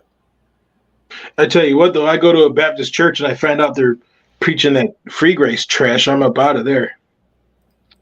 Yeah, that non-belief. Yes, that's exactly what I'm talking about. See, I can agree with many things with free grace, man. That there's many things I can agree with, but the initial, like coming to Christ, the whole. We were just talking about this. Like if somebody was explaining my experience, you know, did they hand them a paper and they checked the box, or You can't even agree with most free grace people on what it means to come to Christ, because they think it's just merely intellectually ascending to facts. It's not a heart change. That's blasphemy. You know, when I looked at scripture after the experience and I looked at scripture before the experience, there's very little I knew other than I needed to trust in Christ, and I think that's all I needed to know. I knew the gospel, and I believed what God set out. But then as I started learning and realizing that experience I had, there was times I was even scared. I didn't know if God would accept me, but I had to put my trust in Christ. And that whole experience, man, it was life changing. Going through that purging of my faith in Christ, believing that He saved me through it all. Amen. See, the thing is, though, but you would disagree with them that it's not merely just intellectually ascending to certain facts about Christ. No, it's trusting in Him to save you. Exactly. And I will be fair. There are a divide in the free grace community on what faith is. People like Bob Wilkin will just say it's just an intellectual assent to certain facts.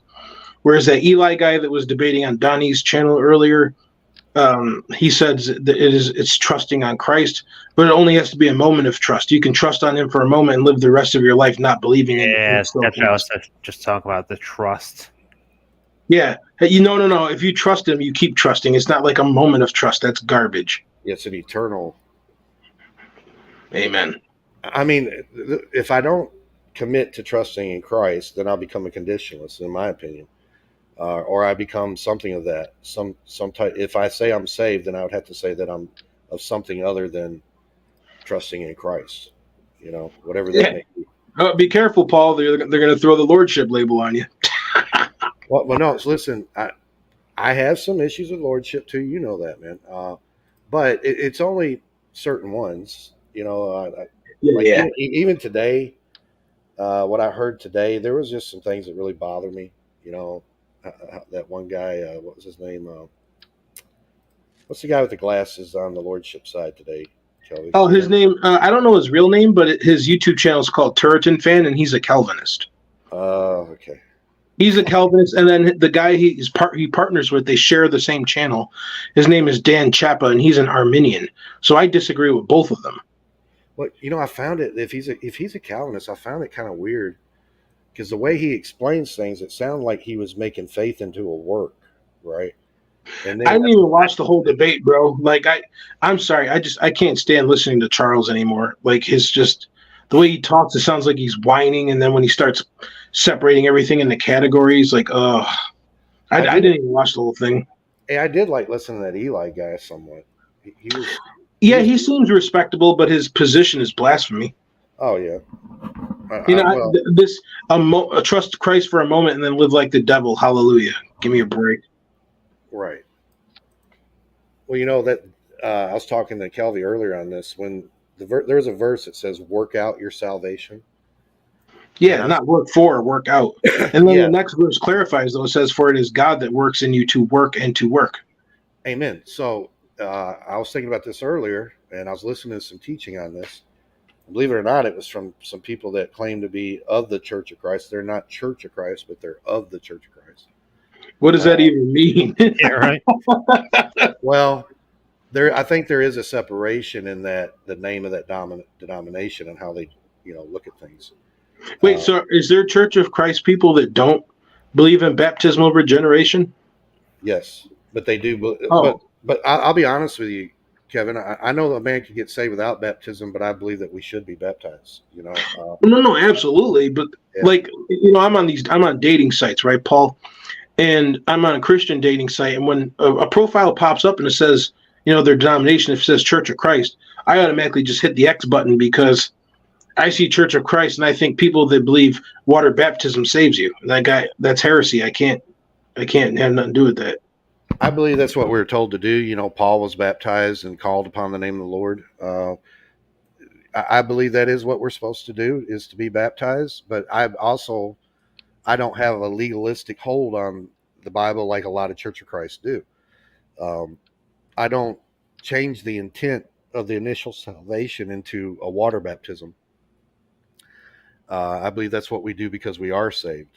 And but anyway, this guy, what was it that I was going to say? Oh, about God willing in you. Anyway, these guys were talking about, you got to think about the root and the fruit, right? And so if God's willing in us to do what's pleasing, that means he's working in us, and we have to be led by the Spirit, right? So it isn't something that's automatic. It's something that's a relational working that God does.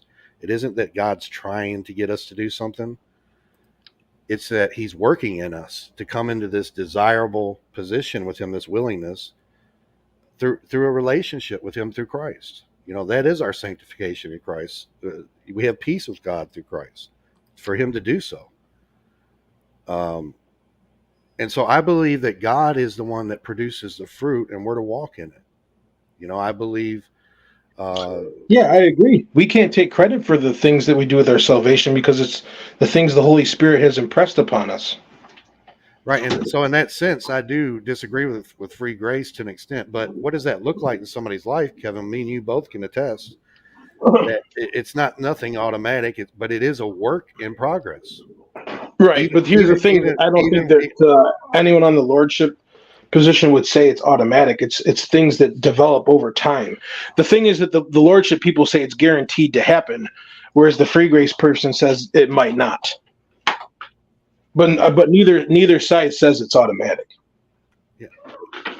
Well, when you say it's guaranteed to happen, then there would have to be an expectancy, of what is that expectancy? What does that look like? And I just think that in the end, you're really brought into the truth of everything that you need. Well, let me ask you this, Paul. Now, you doing your, the prison ministry, is that something, when you first got saved, is that something you thought you was going to do? No. Is that something the Lord impressed upon your heart to do? After time, well, actually, the opportunity was given, when I wasn't even looking for it, but I was praying for it, Right, and the Lord led you into that, and you did it, right? Yeah, most certainly. Was it possible for you not to do that? Or is that something God knew you would do when he impressed it upon you? He persuaded you to do it, yeah? Oh, yeah, I was tripping over myself to do it, Yeah, exactly. That's my point, is that if you are saved, God uses you for something, and it's impossible for him to not use you into some capacity. It's like, that's just where I stand, because I'm not going to pretend that I'm greater than God. I mean, we're all saved with a purpose, and if the purpose he saved us for can't be met, then what was the point of him saving us? Yeah. And again, like my only stance with, my issues with lordship is sometimes, and maybe it's the person listening. I don't know. Maybe that's the problem. Maybe, well, I have to ask you what type of lordship are you talking about? Like people that claim to be lordship, but they're really works like SDAs, or are you talking about like people more like me, or maybe more like a John MacArthur type? Like which one do you specifically have like an issue with? Like what position? This is the position that I think I'd have an issue with. Kelvin and I was talking about this, and if he don't mind, we was talking about somebody he knew that went through where she was brought up in a Calvinistic home, right? Her parents were devout Calvinists, and they were teaching Calvinism while she was growing up. And so here you got somebody wondering, am I elect?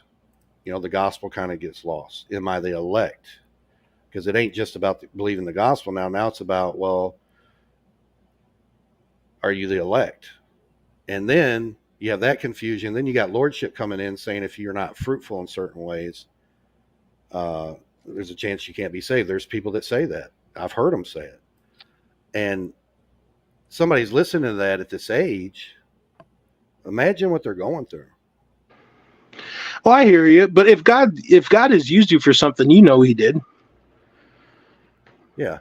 You know what I mean? Like, and it's all about your heart, right? Because, like, you can be saved for a year, right? You know, and God hasn't used you for anything yet, but He's training you and growing you up in the wisdom of His Word, so that He's preparing you for the good works that He has preordained for you to do. Yeah, He doesn't call the prepared; He prepares the call, and I believe that wholeheartedly. But not everyone's called to, like, you know, there is something that we're all called to, but it's to conform to Christ. I think that is the preparation. Well, yeah, sure, and I agree. And as we're conforming to Him, He will be using us for His good pleasure, and that's to win other people over to the gospel. Yeah, and there's many gifts, right? Got it. You got it. Some are teachers, some are evangelists, some are pastors, some are deacons. Some, heck, you know, some might just be someone that hands out a gospel tract or invites you to come to church. You know, and you go to church with that person, you hear the message, and you get saved. Like, God gives you rewards for that. You had a part in that. I remember this one older gentleman when I first was converted and when I believe I received the Holy Spirit, the love of God came in my heart, and a lot of things changed in how I looked at things. And anyway, there's this old guy that I grew up with at this church when I was a kid, and he used to drive the Sunday school bus. And he heard what I've been doing and stuff, and he come up to me, and he was getting older in age, getting close to his time to pass on. He had a lot of problems. And he looked at me and he said, you know, he said, I never led anybody to the Lord. And he was really down about it, you know, and it's like he's feeling convicted because of what I do. And I said, yeah, but you know what your gift was? You were faithful. That man was faithful. Yeah, but what else did he do? I mean, did God use him to volunteer at like a local fellowship? Or yeah, he was bringing the people in, you know, and I said, but he was faithful. So he did his part. Why was he down on himself then? But you know what he didn't understand is that when I looked at that, knowing him from a kid and then seeing him older, still seeing him in church, and his family's a mess, dude. I mean, a total mess. And he had to live in that with his children just being terrible. Not all of them, but majority of them were. And then he had grandchildren, and it's just a mess, you know, that him and his wife were having to deal with. This man was faithful through it all. And I just wanted him to know that, you know, he was in the hospital right before he passed on. And I wanted him to know that God did use him, you know, that he blessed me, seeing that it isn't always these extraordinary things that we're doing, but sometimes it's just being content in the Lord and being faithful, you know? Yeah.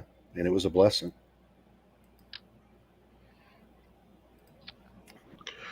You going to church in the morning, Paul? Yes, sir, I am. What about you, Kelby? You going to go to church in the morning, Kelby? You know, I go to an online church. Oh, word? Yep. I'm going to the same one. I mean, it is a fellowship, you know? I mean, if I find a local church that I'm happy with, I would be glad to help out in some sort of capacity at the local level, you know? I'm a 4-point Calvinist, and I preach from the NIV, and I refuse to preach on eternal security. I don't know if I can't get behind that, man. You know what I mean? Oh yeah, you know better than that. You said that he makes the conscious decision that the NIV is the more accurate translation. Isn't that the Westcott? Isn't that a Westcott Hort? Yes, it is. Translation. How does he? I don't understand. He was saying he doesn't preach on the story about the woman caught in adultery because that was supposedly added because it's not in the earliest manuscripts. He says he won't preach on the longer ending of Mark because it's not in the earlier manuscripts. And I'm like, dude. But the majority of the texts have it. He's like, oh, come on, that stuff about picking up snakes and stuff. No, that shouldn't be in the Bible. I'm like, yeah, because that's the special blessing God gave the apostles. I think the stuff with the snakes, like that's the least of the. Because I don't know if that's where the Westcott Hort enters, where that enters into it. Specifically, the Westcott Hort stuff is where the deity of Christ. Like if you read the letters written by those guys, they hated the Bible, and they specifically said they were trying to make money. They specifically wrote to each other. They said we need to make sure it doesn't get out. Our views don't get out before we sell this translation. Otherwise, we're going to be in trouble. Like they knew. I don't understand that. Like that would be like me translating a Quran and then selling. Like if I hate the work that I'm doing, like what's the point? Making money. Like oh, I mean, it's 1800s. I mean, there wasn't, there's computer programmers. I mean, like think about it. You have people, millions of people today that are like coders, computer programmers. They still had the same type of mind that they did back in the day. They just didn't have anywhere to. So just to simply go and translate some work out of some, like to them, it was just an academic work. You don't have to have your heart into it any more than you have to. A plumber has to love the toilet, Kelby, but take that example I just gave though. Would you be willing to actually make a translation of the Quran and sell it? I mean, if I want to make money, yeah. Heck no. I don't want to do anything. I don't have any. I mean, me myself, no. But I mean, somebody that has no, absolutely has no care for any, like doesn't have that kind of scruples. Why would they care? Why wouldn't they? What would stop them? I mean, wouldn't that just be a waste of time? That like, why dedicate so much time into translating something you didn't care about?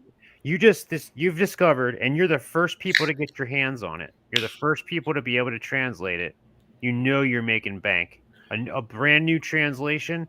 Like for the first time ever, a translation that's older, and therefore, as far as everybody's teaching, more authentic than any translation we've ever had before. People are lining up to believe it. So you remember that movie? You guys remember that movie, Soggy Bottom Boys? No, I never even heard of it, Paul.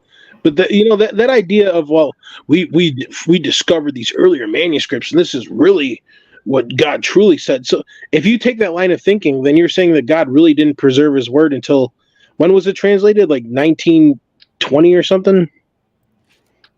Like the 1850s or something.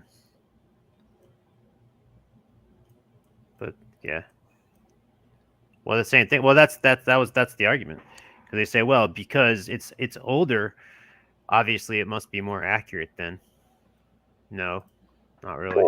That's a load of crap. Yeah, but I was just going to say that the idea of the Word of God being lucrative, financially and different things is not an old idea. And that Soggy Bottom Boys, I don't know what time this was, but it was when Model Ts and Model A Fords, all that was, about. So it's quite a while. But anyway, Soggy Bottom Boy. You're talking about Oh Brother Where Art Thou? Oh Brother Where Art Thou? Yeah, that's what it is. That was supposed to be 1930s. Okay, 1930s. But anyway, there's this guy that was a Bible salesman on there, right? And he said, "Times are hard, fellas." He said, "Business is good." And I just kind of got from that. I was like, man, there's probably a lot of people that consider that in order just to make money, Absolutely. Yeah. I have no doubt.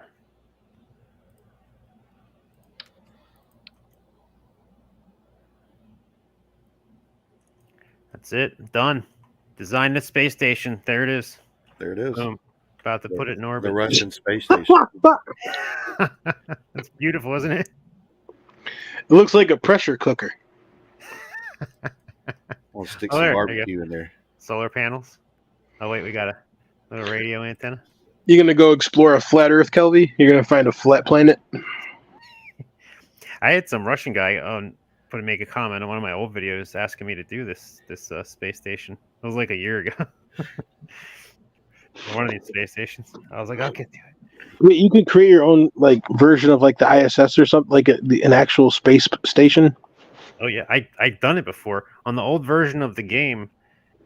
Man, it won't run on this new computer that I have, but no, I did the entirety of the space program. I have I built it. It sucks that I can't. I have pictures of it, but yeah, I built a massive space station.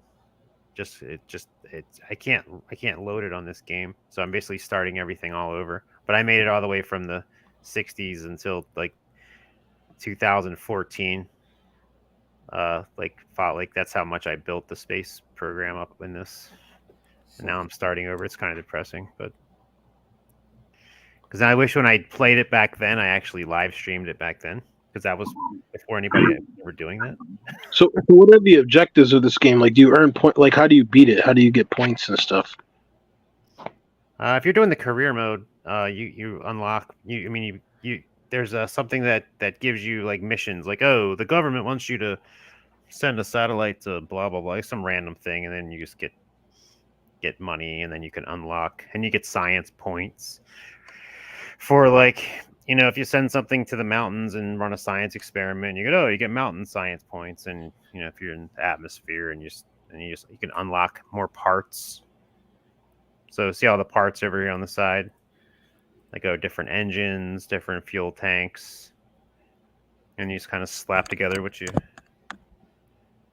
want. I mean, it's really just kind of to mess around. I just like playing it and trying to make the historical stuff. Weird. I'm going to see if I can put this thing in orbit right now. Well, I'm heading off to bed, fellas, and I'll probably keep the stream on in the background for a little while. Hopefully, I fall asleep soon. I'm with you, Kevin. I've got about 6 hours, and I got to get up, so I'm gonna head out too. Yeah, but Tuesday night I'll be doing a stream, and it's entitled "Is Sanctification Part of Salvation?" And I really hope to thoroughly answer that question. And yeah, so if you guys are interested, you can come on Tuesday night if you want. Okay, sounds good. Word. All right, well, God bless, guys. I hope you have a good service in the morning. I hope this church works out, because I'm really trying to find a local body where I can, go in fellowship and fit in and stuff, Well, But, the Lord, know this: the Lord will lead you, man. And I'll be praying for you. I'll just say this, man, because if you're going to go to a church, remember that if you're going there, because you learn on your own. If you're going to a church, I would say if you're looking for fellowship, that may not necessarily entail the type of learning that you want. But remember, you learn on your own anyway. You're not unlike most people. Most people go to church; it's the only learning they get, and that's their fault and their problem. But so if you go there, I'm just saying, just because you find the learning lacking, the fellowship may be entirely different thing. So if you're just don't throw it away if you're like, oh, this learning sucks, because fellowship may be what you need in that regard for that. Then again, they may completely be. So I mean, I don't know. I mean, obviously, if they're no good, I'm just saying, like, when it comes to fellowshipping, I found that's a lot different, because I've gone to a church before and been like, man, I could learn this at home, And once I started thinking that way, then I think I was in the wrong. If it is an independent Baptist church, they preach the truth. If it is truly that, so. Just remember, when you're going there, if more than one people are gathered in His name, then Jesus is there. So that's what I got, because I'm really not a people person, man. I had to really drag myself to go out. I'm not either, Kelby. I'm a bit of an introvert myself. I tell myself the Lord's going to be there. Don't you want to be where the Lord is? Where other people with the Holy Spirit are going to be. Right. Look, I used to be that way. I used to stay on my computer because couldn't get around, whatever, and all that. But I promise you this: getting involved in something, there is a lot to be said in that, and practicing, our love for one another, and bearing one another's burdens, different things like that. It is a good to exercise that, in your walk with Christ. You learn a lot from that.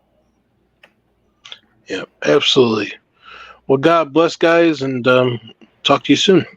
All right, Kelly, have a good one. Kelly, I'm off too, man. I got to get some sleep.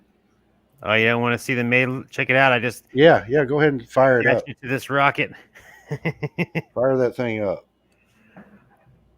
So there's it. See it on the very top. I just attached it. Okay. Now it's still going to be unmanned. You just got to put this thing, the Russian space station. All right, let me make sure we're going to get. It's not going to wobble too badly.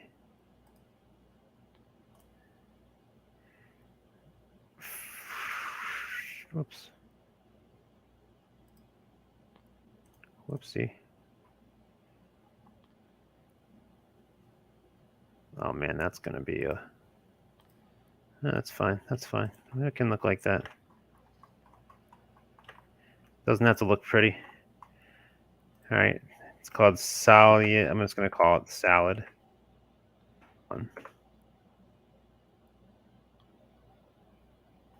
All right. I'm assuming everything's good. I'm gonna launch it from the Russian desert. Can't afford it. All right. I'm gonna have to cheat. Money, money, money. Now can we afford it? Yes. It's expensive. Yeah.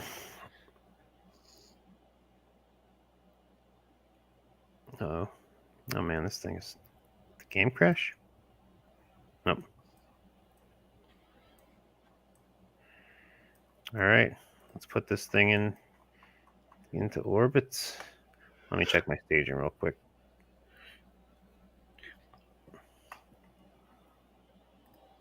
Oops.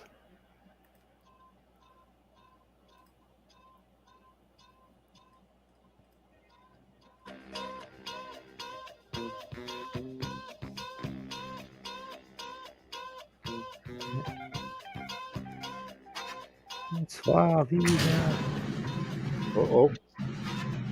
Oh no. Uh-oh. What? Uh-oh. Is he gonna make it? No.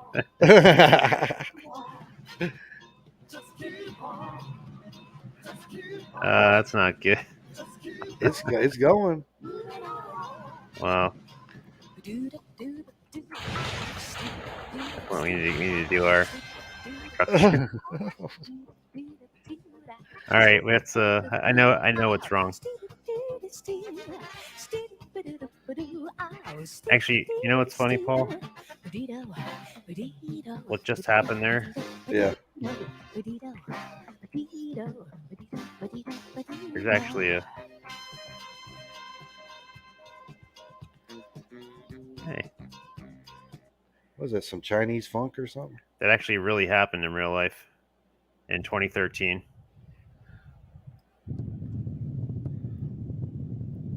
That's the same design I just made, only it's. I see the tail wagging. Oh. One of the gyro things was basically put in the wrong direction.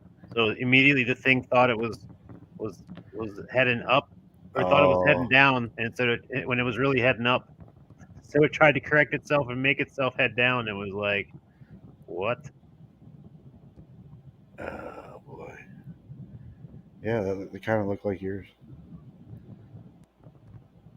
Oh no. Oh. Yeah. Whoa. $1 billion satellite there. Is that the astronaut? There are the people in there. Oh, good. That's some poisonous. Ooh.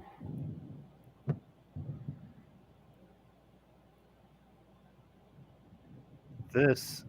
I wonder how much money that was.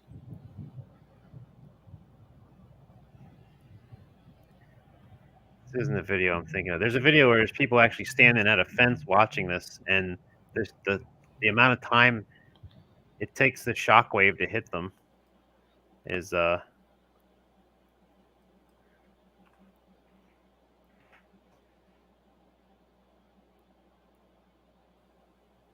Oh, here's the same thing from a building.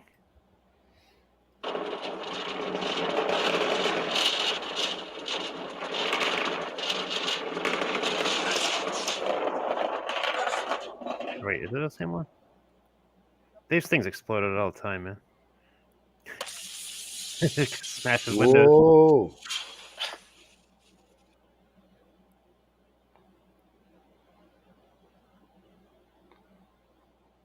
Sensors installed backwards, flies upside down. Oh boy. Anyway, let's sorry.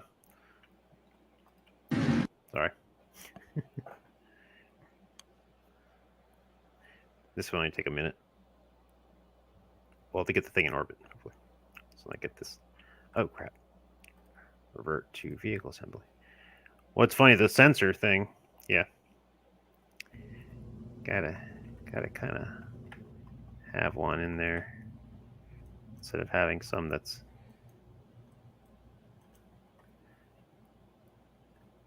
completely backwards.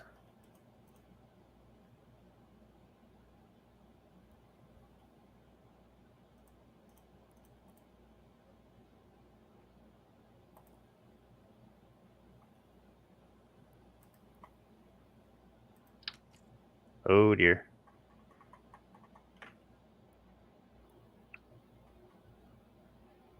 I think that should do it. If it don't work, Paul, then I'll probably take a little bit more time to fix it. Right. Let's see. Get back. Get back. What time is it over there? What do you like? You're 2 hours off or 1 hour? 140. Yeah, 140. Halcyonic. Space cadets here. Hello. There we go. That should fix it, I think. Yeah, I think that literally was the same problem that had, where it was facing the wrong direction, so then it tried to compensate. All right, let's try it. Find out in a second. Looks good. Yeah.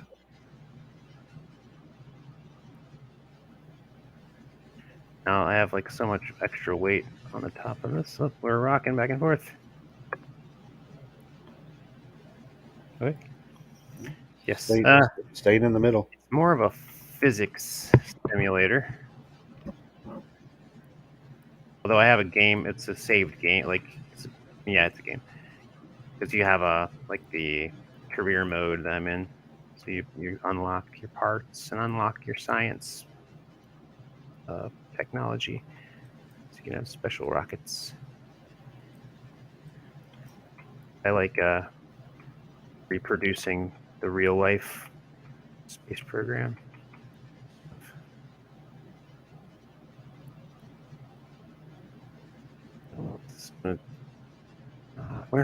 I think I've made a mistake. Oh no, we're good. Our apoapsis is 150. Oh, we're fine. We're just going way fast. The proton is a bit overpowered. All right, so we can... You know what? Let's just hit it. Boom. Break that off.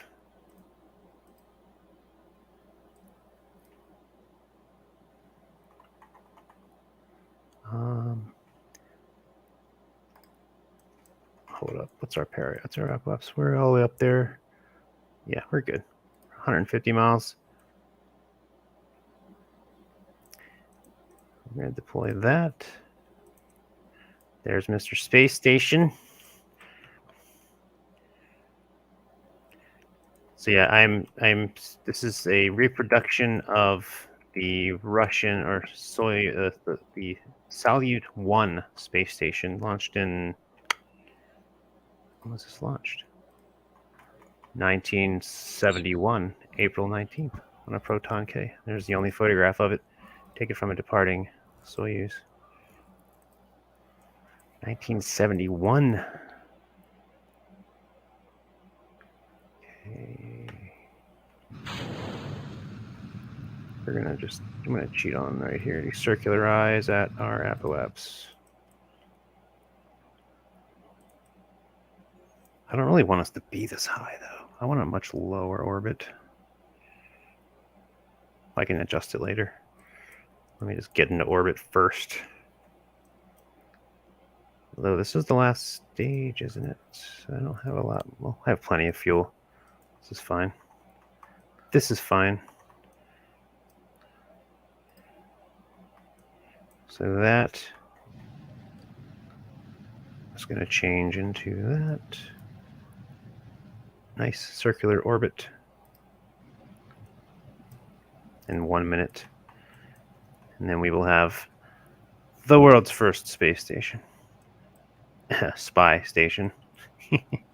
Science. Look at that flat Earth. Not in orbit. We're in a ballistic orbit, which means we're not in orbit.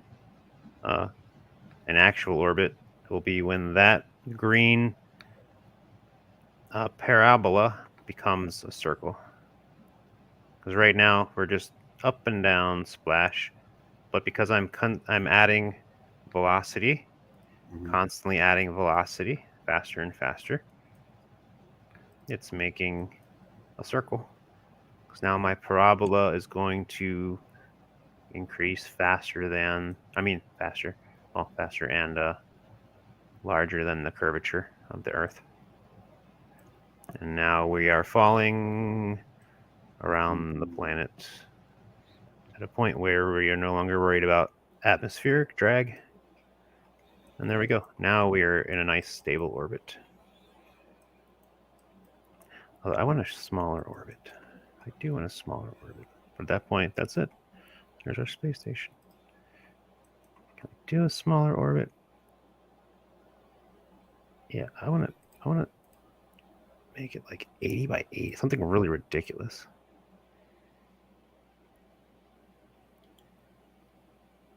What's that?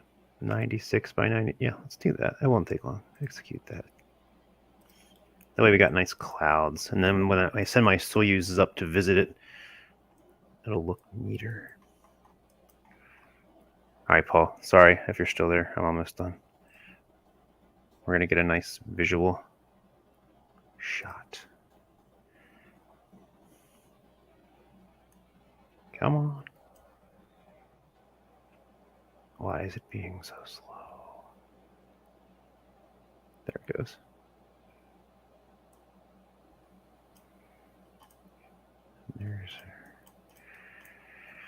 There's our that and the other thing. All right, so I'm just shrinking the orbit there. So we just did that, and then we're going to circularize it there at our periapsis. Circularize it the next periapsis, and then we're going to separate, and then we're good. And then I'll let you go, Paul.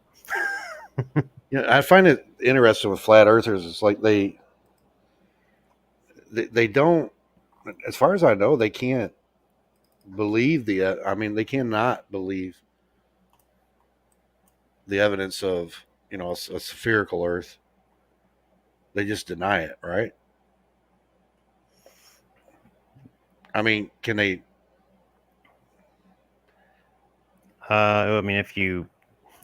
As long as you don't want to believe it. Honestly, it's just like where people like the most powerful argument, is show me the evidence, right? So if you're going to argue with somebody and say, just show, and that's why whenever I'm arguing with somebody, there's always a certain point where, and I don't know what to necessarily, if it's like a logical fallacy or something, but there's a point where the argument basically, as far as I can tell, I'll call it flat earther logic, because basically you're just saying, just show me the curve, bro. Just to show me, you can explain gravity, you can explain, everything you want to explain, but they're just going to shake their head and be like, oh, just show me the curve, bro. Why can't you just show me the curve? You can't show me the curve. And it's like, what do they need? A couple yellow lines to see it? Like on a road or something? You got to map it out. All right. A couple. There we go. Now this guy will just float around for a couple decades. Oh. See that booster? That's going to be just more space junk. Mm-hmm. But right here, they need a space garbage truck. that may be quite a lucrative industry in the future. But like I said, this is so Paul. This is what I was talking about. All it basically was, you want to talk about science, the science experiments. All it was a telescope with a bunch of film and cameras and canisters, and then they went up there. They took pictures of the Earth's. Because you don't have to be that high up to see, especially with cameras, to see what you need to see, like military bases, that sort of stuff. So then we have a docking port on there for visiting Soyuz capsules. Oops. Extend that. Alrighty. And we can just forget about this this junk booster. Nobody needs to know about that. All that everything is and how it has to be in order to exist, and people still don't believe there's a creator. Well, that's where the dumbest argument is. Well, the Satanists don't want you to know, or they want you to think that you're on a big, massive galaxy, so that you feel small, and so you feel demoralized by feeling small. And it's like, do you know what Christianity is? Right. Like, knowing Christ is the anti-demoralization, and anything having to do with not knowing Christ is supposed to be like, to know that there's something out there, to know that there's a God who created that stuff is supposed to be amazing. So if you're like, oh, this is so demoralizing, the vastness of space, and it's like, I don't know, man. Get a freaking grip. Some All right, people well, I think you said it once about how people can be obsessed with having an argument or picking things apart, so to speak, to bring out an argument, to prove something right or wrong. That it kind of turns into, that's the only reason they're doing it. All right. Well, if there's no investment in truth or in knowledge, if you don't find the stuff interesting, but that's just like you're talking about, or was Kevin talking about, like, could somebody really learn some kind of theology and just to make money and not care about it, like really get into it enough to look at all the junk I have out here. Oh wow. Mm-mm. Already, and this is, well, I guess we've already trashed the whole Earth. Might as well start trashing the outer space too. Debris. Oceans are full. Earth is full. Guess we got to start dumping our trash out in outer space. Now, I got to get those guys back from the moon. That's what I want to do. Are they on the dark side of the moon? I left them on the moon. Yeah. On the dark side. And I was like, I don't want to. Hello. Is there anybody out there? I was just thinking about that album the other day, and that's just thinking about that. Like, the way that album starts with especially the beginning of it, where you have like the build up, and then it kicks in with the yeah, it really is a good album. And I remember, like, at one point it was like the #1 album for it's a classic for decades. Right. I don't know if many people listen to the words of Pink Floyd, because they're probably stoned and just like, oh yeah, this is so cool. Well, I mean, they're telling a story there. We listened to the words of Pink Floyd. Yeah, but he was telling a story. There's a lot of things this guy went through wherever he was from. Don't blow up. There's a chance it's going to clip into the ground and it's going to explode. Nope. He just almost did it, though. They're playing kick the can. Probably got a Coca-Cola can sitting up there. Well, usually I'll put like eventually. I wanted to if I was actually playing the game to what is this guy doing? If I wanted to make like science, I would put like you can clip like you can make little science packages and put them on the bottom of this, and they can carry them around. This dude is acting really weird. Mm. Okay, we got to get back. We got to get back to the planet. I wish the moon wasn't was tidally locked here. I'm going to let you continue, and I'm going to get to bed, or I'll just stay up and be miserable tomorrow. Sure, man. I'm gonna put on some 70s funk or something. Maybe Space Cadet. Keep you company. I'm going to get off here, though, bro. You have a good one. All right, man. You too. You have a good one. I put up the post for tomorrow night's Bible study, so for 9 o'clock. Do you have anything going on tomorrow, or no? Okay. So we're going to finish 1 Corinthians 16 and get started on 2 Corinthians, I guess. And remember, I was going to say that you might want to bring in some the way things were done with the early church fathers as far as tithing to the anointed ones, the ones that were, how Paul taught those that labor in the word. But anyway, I didn't know if you had anything on that you could add to it from your knowledge of that, how they did things then. I mean, with like tithing? Well, I don't want to look at it as tithing because I don't really like that word, but because I don't think we're under that law. But yeah, they offered things to help the ministry, and then from my understanding, some of them were even taken with them because of their, the way they showed their love towards that and wanted to be a part of it. So they were taken with some of the saints as like an assistant or whatever. Well, I mean, the way they operated pretty much like communists. Like everybody kind of as far as I understand, but that's just from biblical. I don't recall reading much about finances except for, and like there's evidence, there's extra biblical evidence that they held things in common, held all things in common. But Right. that might be.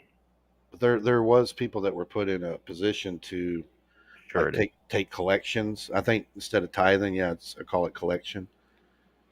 Collection for the saints, the ones that were out evangelizing or put in positions over the church and whatnot. Collections for the saints.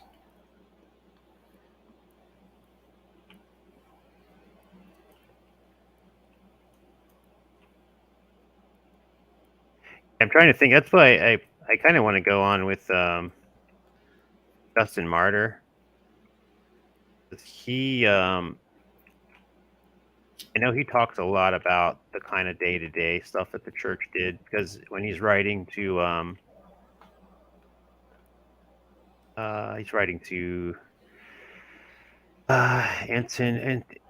Antoninus Pius, the emperor. But he's like describing, like, you guys accuse us of doing all this stuff. He's like, this is what we actually do. That would be interesting. I told you about where he's like describing like the pagan or the Christian, like the woman who had a husband who was like a senator who was a pagan. Crap, man, I'm not having a good time. Get this guy back in here. You're having a good time.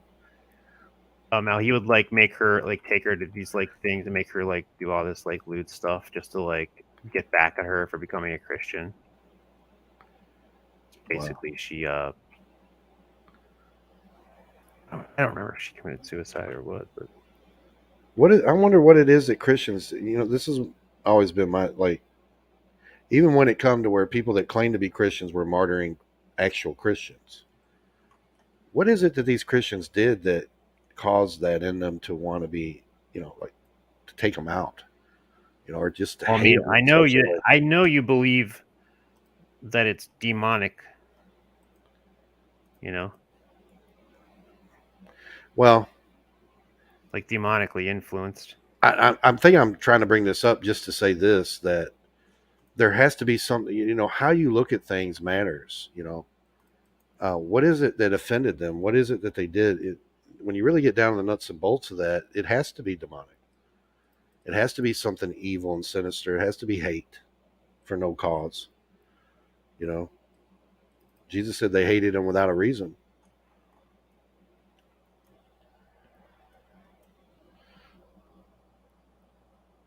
Yeah, absolutely. Well, I mean,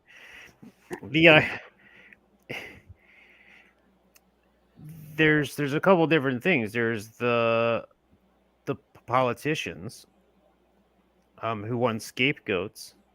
So if any group of people is going to allow themselves to be a scapegoat, that is going to be in a position. It could be anybody. Mm-hmm. Christians are always seem to be in that position because it seems like the natural Christian position is to be in a position to be exploited by people who don't care. I think that's why the problem with King Europe, Herod. I think it's the problem with all the SJ, all the crazy stuff going on in the entire country is because we have this Christian notion of being polite and not wanting to offend people. Mm-hmm. That's a very Christian idea, I think, not wanting to be offensive. I mean, it's a human. I mean, I'd say it's a decent human idea, but as far as Christianity teaches, it's like not to be a jerk, I would say. So, but when you lose the reason why, right? Because it's what the Lord wants. If it's just doing it because it's making me glorify myself. Well, now all of a sudden, if you're not doing it, then now I'm offended. Like the whole thing goes out the window. Right. The whole because the purpose of it is completely. Well, that was true with John the Baptist and King Herod. From my understanding, King Herod had a certain respect for John, even though John embarrassed him or pointed out his wickedness. His enticement was from these people that didn't care and actually hated him. It was that woman's mother that hated him, and she's some kind of evil whatever. And so her daughter danced for him, and King Herod desired the daughter and made the proclamation. He give him, I think he said he'd give her half of whatever he had, and her mother said, "Tell him you want the head of John the Baptist." That's some plotting right there.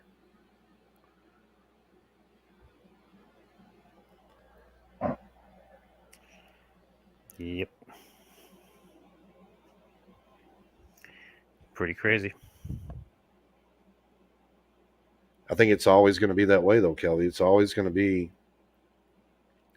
that you're going to have to be blamed when you're innocent. I think that's the type of persecution they're talking about. That's what I was saying. The true Christian warrior, we're deserving of the most praise, is the one the one no one hears about. You'll know about them when you're with them in glory. Right. You'll know about what they went through and how they served the Lord. Yep. It's the one that had that inner true relationship with God.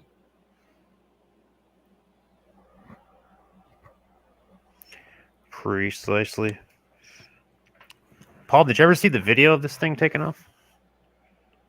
When they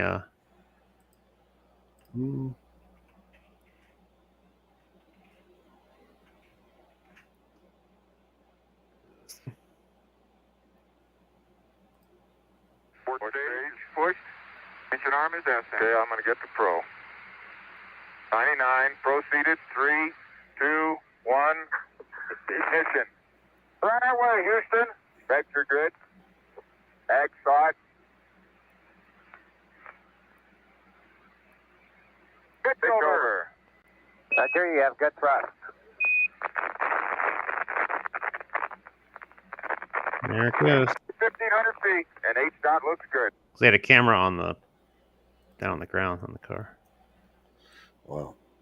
So that part breaks off. There's another engine underneath of this. Wow. And they got a rendezvous with the guy in orbit in the module. Pretty cool. Tilted over like that. This is going to be a challenge. But a lot of guys are sitting there going, I hope we did this. Did you tighten that left nut? Yeah, I got that, man. I told you I got that. Oh, you hear him talking on one. You're like, oh, don't lock the door. Don't lock us out. I mean, I'm sure they do plenty of testing, but I'm sure there is sometimes, man, I hope I did this, man. I hope I did that. Oh, there's one on like Apollo 12. You listen to them, and all of a sudden you hear them start laughing, and you don't know what they're laughing at because they can't say it, but because they have these like checklists tied to their sleeves with like plastic paper, so they can check it off, and it's like all these like checklists that they have to check, but embedded in the checklist, they put like naked pictures from like Playboy, and it said like, oh, did you check out? It's like, notice any unusual curves and dips and craters. Right. And it's like they had that written in pen like on the paper. Well, so you hear the guys laughing, but they can't say nothing. It's kind of strange. Like, I worked on the M1A1 tank, like the fire control system repairs of it.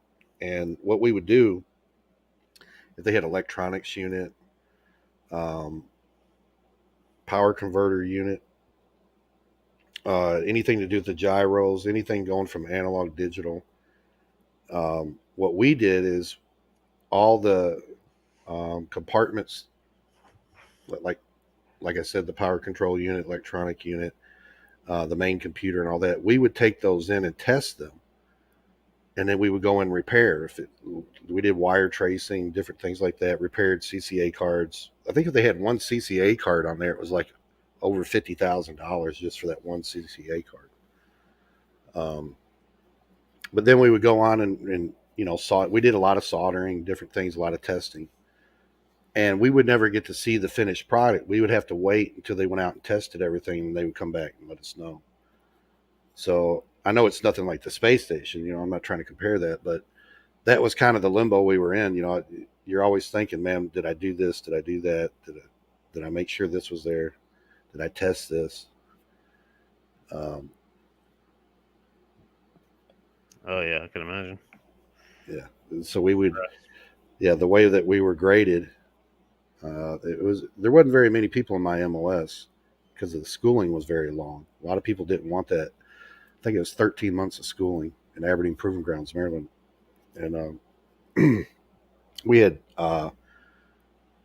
civilian teachers because we had to learn the makeup of it, and then we had to learn how to do things hand-on.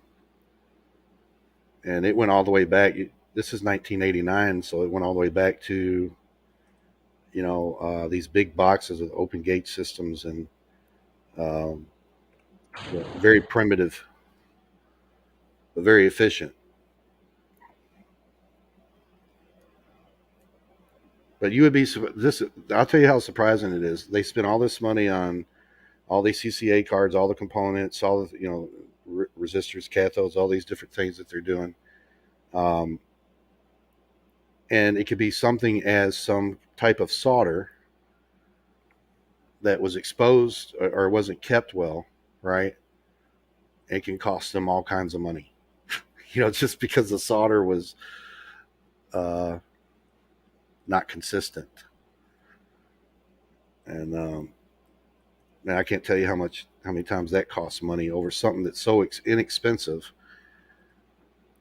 Cause a lot of damage to very expensive things.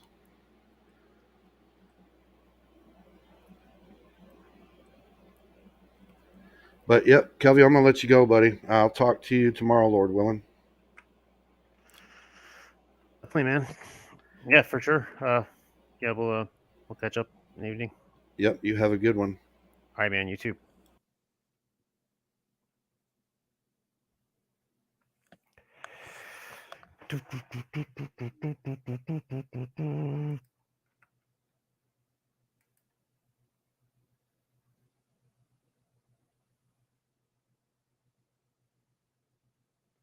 Did I just save that?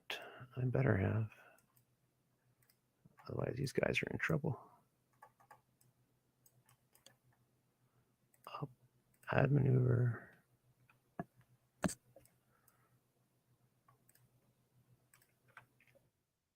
How do I do this? Target. Toggle map. That's our target. Our targets were right there. Why am I not looking at the target?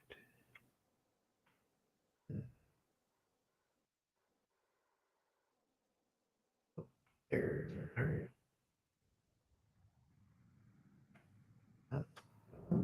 That direction. Is that fixing our problem? To get into orbit. Yes, it's fixing our problem a bit. Got to go and match up with that. That's really going to kill the fuel. Oh, Earthrise.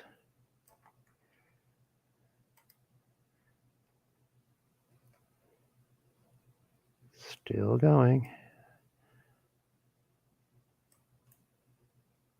As long as we get around that dip. Yes, stop.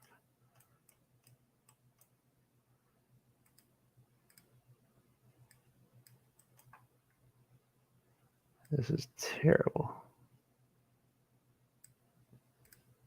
Let's go there, add a maneuver right around there. That'll get us in a slight orbit. We'll correct it over there. Let's just get in the orbit.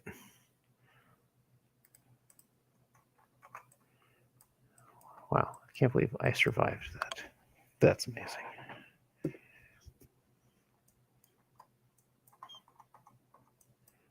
All right, gentlemen. And we're going to have to correct it. We have enough fuel. We have enough fuel. We're good.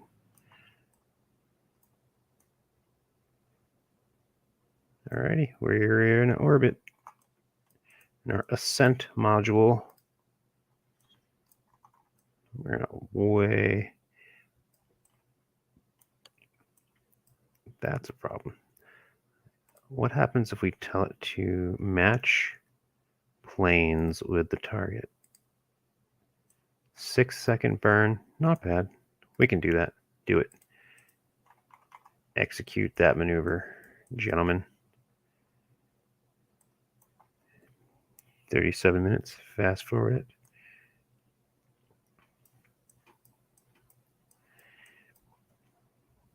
I also need to make sure we crash this thing into the moon's surface.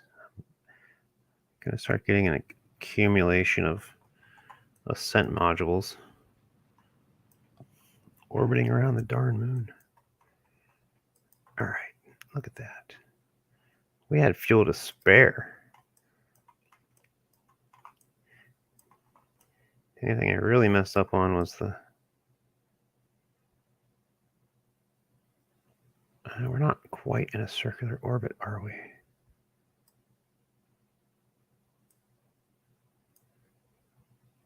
Let's circularize at apoapse.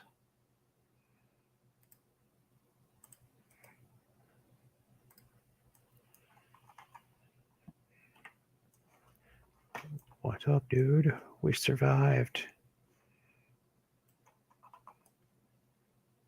The moon out there. Yay. All right. Is our plane messed up now? No, not really. Our plane still pretty much matches.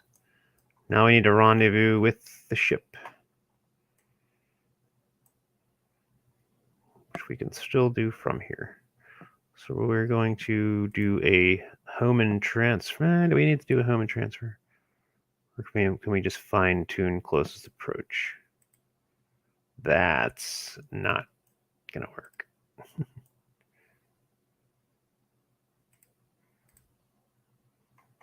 see if we do a Hohmann transfer.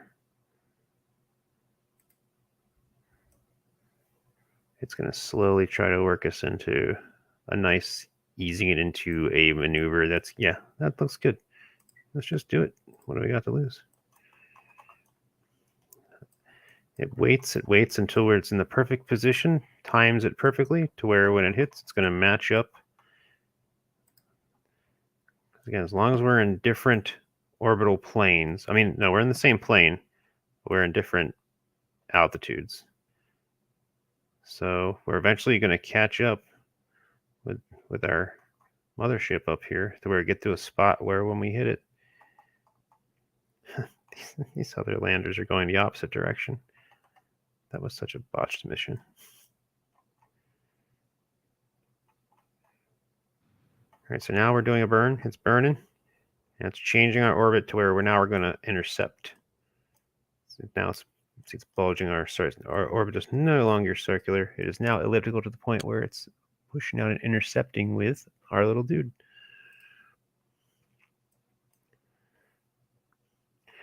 But now we're not finished because we need to make sure we slow down when we intercept. So closest approach, 200 meters. Let's just do it just to fine tune it a bit. Fine tuning closest approach. We're going to get within 200 meters of our command module. Who's over here? We can't see him yet.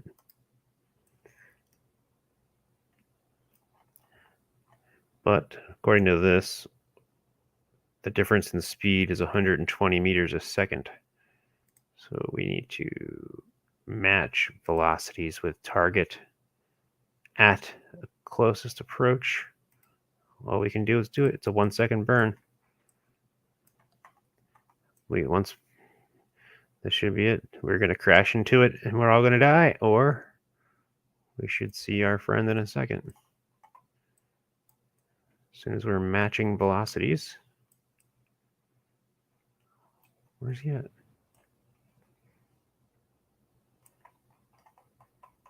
Dude, I don't see him.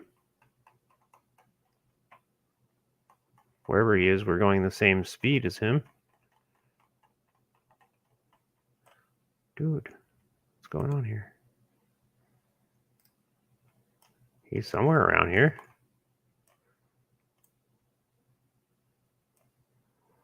Pourquoi? Rat, my man. Can I switch? I can switch to him.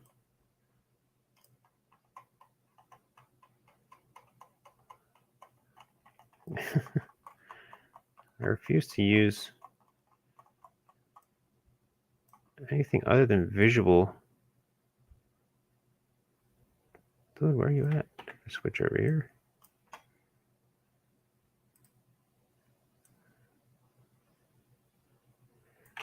It is still my target, right? Unset target. Yeah, so what if I hit F4? That should show me labels.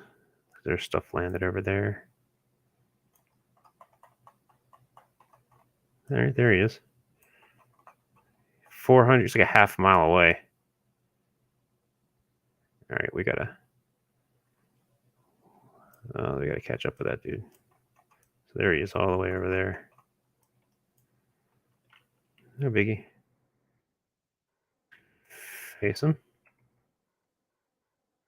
Computer system in this craft is crap. We're gonna use our puff system there to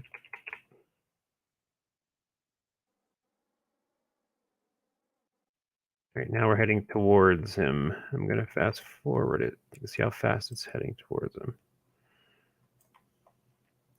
On our nav ball, we can see. There we go.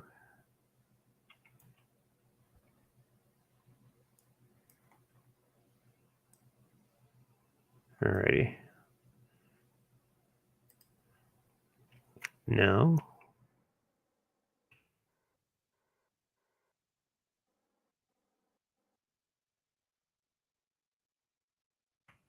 I can't move this at all anymore. That's right, because I'm in docking mode. Duh. Oh man, I'm really. I think I didn't just crash into that guy because I was not paying attention. Prograde, and then we got to go backwards to slow down. Now we're going the same speed. Boom. All right. Let's take this slow. Matter of fact, let's make the docking port our target. Boom. Although we can't really face.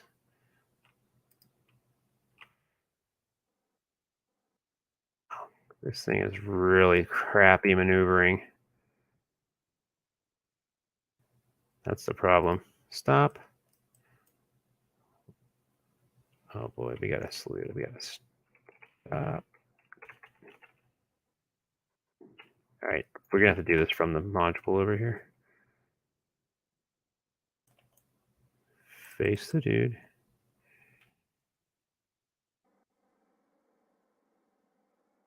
These maneuvers are just, oh, it's in docking mode too. Duh.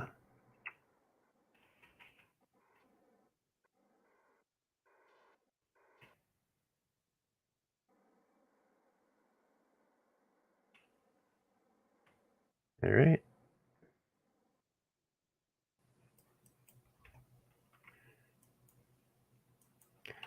Switch back over to them. Just make sure they're, we want them to kiss.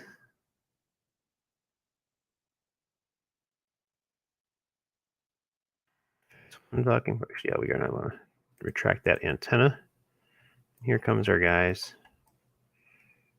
Approaching a little bit, coming in a little hot.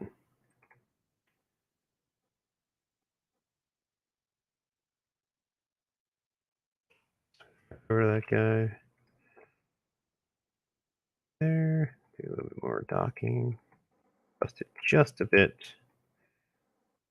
That's beautiful. Slowly coming in to meet.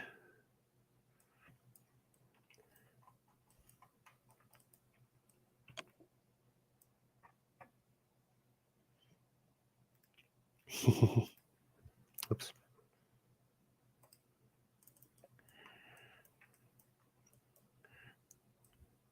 All right. I had not yet unlocked the computer system that lets you, oh, there it goes. To let you like tell it automatically face your target. So I had to manually do it. Okay, now we're connected. Now we're going to transfer our guys back over. All right, now I'm going to do something that I forgot to do on the last mission. We're going to detach this.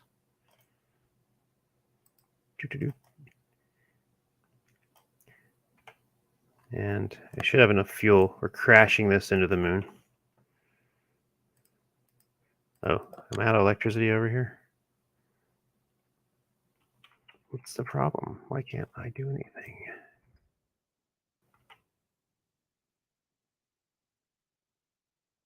Is it because I have no pilot? Well, that's... Oh, well, I guess that explains why I left the other one in orbit from the last mission. Because when the pilot's gone, I forgot to put a probe core on this. So now I can't do anything with it. Which means it's just garbage. That sucks. Is there anything I can do? I just simply not have a probe. Liquid fuel that we have a charge. Well, not the market is... Okay, whatever. Get over it.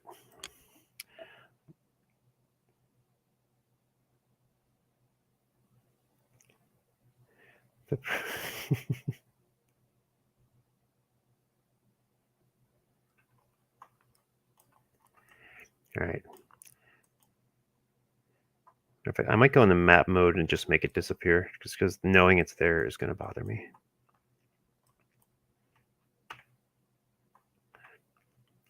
All right, I'll do that later. Meanwhile, we're going to return to Earth, and then it'll be a successful mission in under 4 hours, because I've been doing this for 3 hours. Although I did stop and design the SALYUT 1 space station. Alrighty, there's our planets, and we're gonna make a trans-Terran injection. Let's boost that out. So that's gonna break our lunar orbit. Actually, if I go in any direction, what's the best? Boom, that breaks it. But which one takes us into the... We don't want that, we want that. Which means...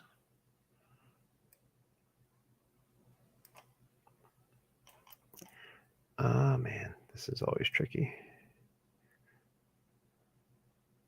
Right there. Perfect.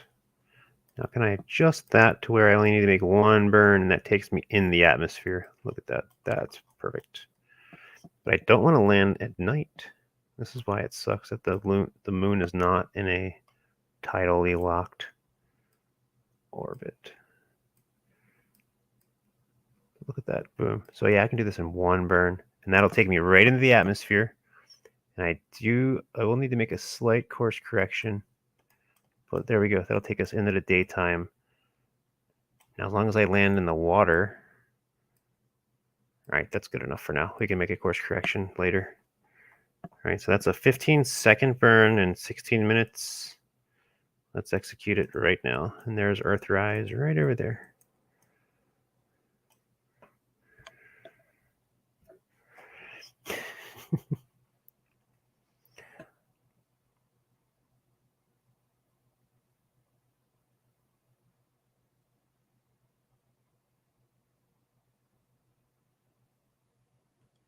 Well, rendezvousing in the lunar orbit is quite an endorphin rush anyway. Alrighty, there we are leaving the moon.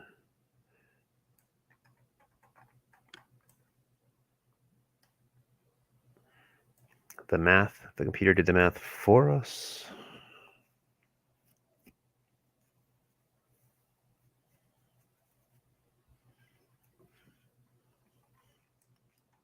Okay, and there's our heading. And that's going to take us right along there, in which I will correct that. So that's an hour, and that's 1 day. So obviously, this is where I'm correcting it to land in the daytime. That's really not going to... That's so terrible.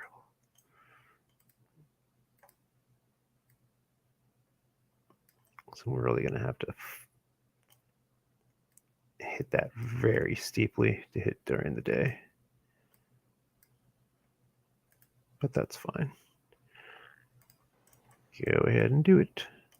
As we're basically falling back to Earth now.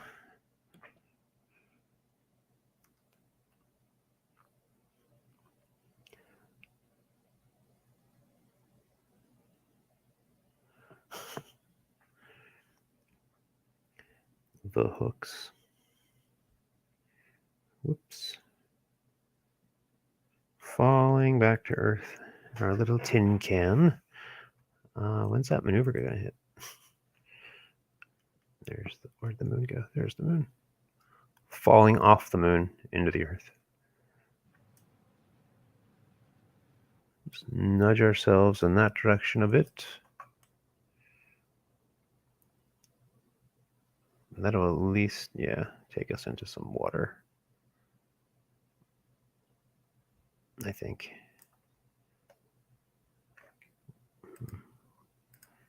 Will it let me go up a bit like that? Let's see. Because I know that'll hit. Nah, I don't think so. No.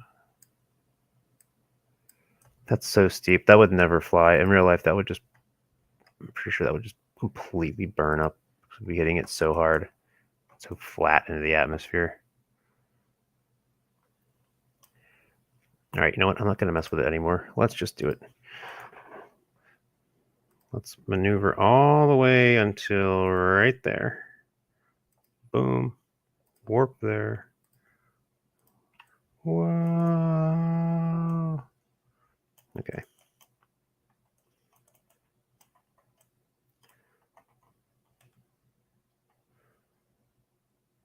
Pretty much falling flat into the planet. And looks like, am I not even over water anymore? Oh my goodness. No. That's what I get for not planning anything out ever.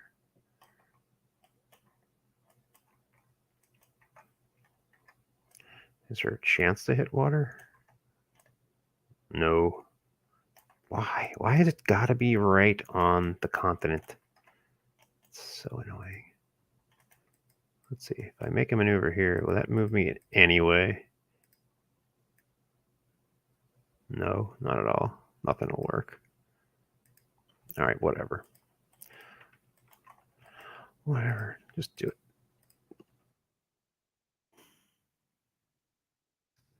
For the atmosphere, let's do a... Oh, we're going to switch.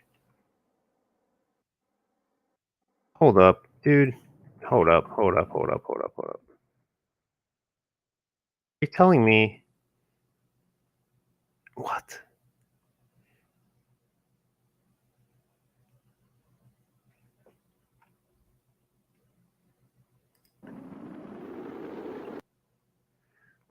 Why isn't... I can't separate the thing.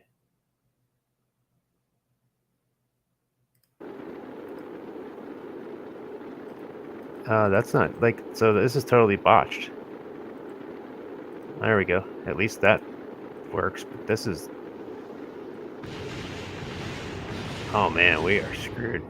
Our guys, they lost consciousness.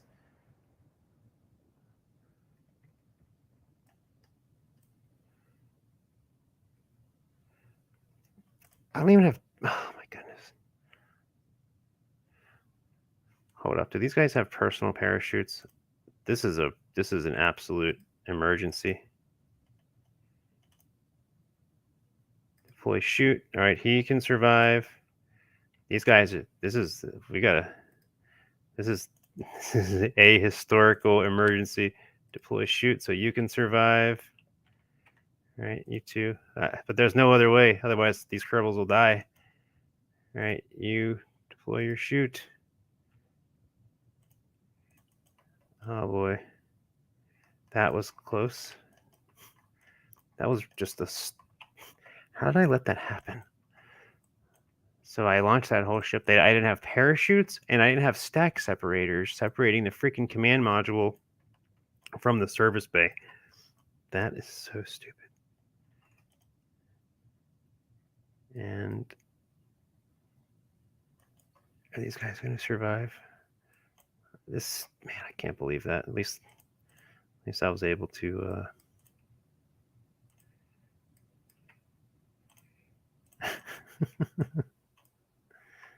All right, that thing. That's how fast we would have been hitting. Free fall. All right, that's gone.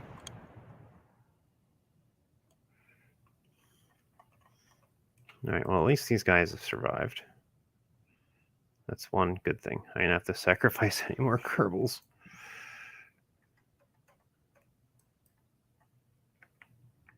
Terrible. Life in the big Kerbal planet.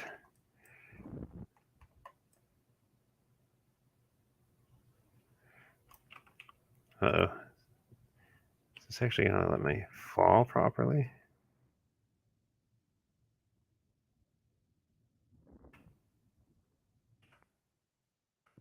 I have to actually let them land. The game won't let me.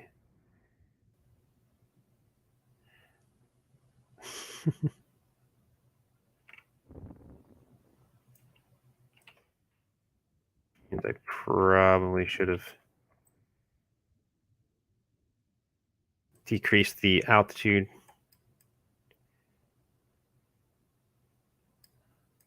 Thrust limiter. It doesn't matter now. All I can do is just drift. All right, well, they landed on the moon and came back and survived. That's important. So that means that was the most... So I launched on the most recent moon rocket, which means I still never corrected. Oh, well, whatever. I knew something was going to go wrong like that. But No deaths. No Kerbal deaths yet. These guys still got a ways to go before they land. They're even slowing down. They're not slowing down. They're barely slowing down. And what is that? So we still have debris down there. Oh, dude, he's going so fast.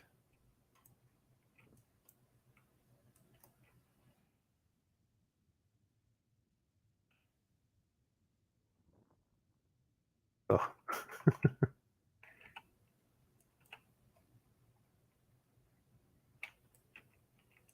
Oh, hey. Up down there, dude. See if we can rendezvous.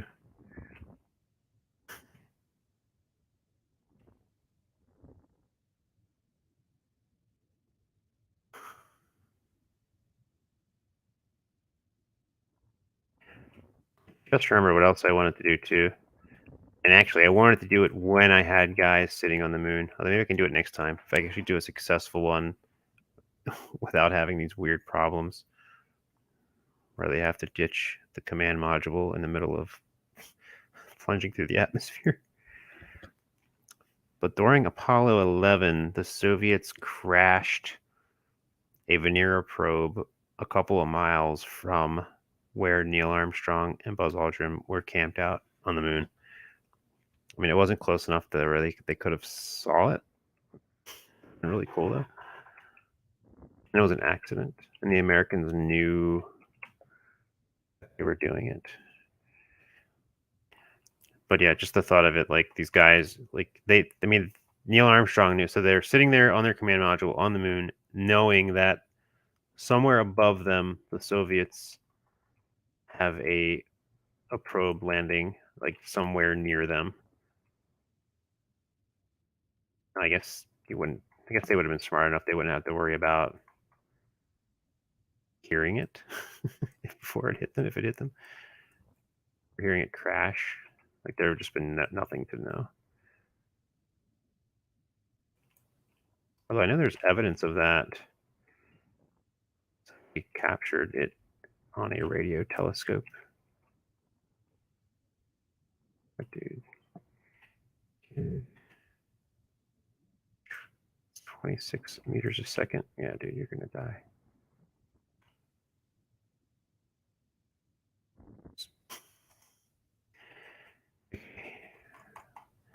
That was practically a disaster. But we have a successful moon landing, and I designed the space station. SALYUT. Return to the Space Center.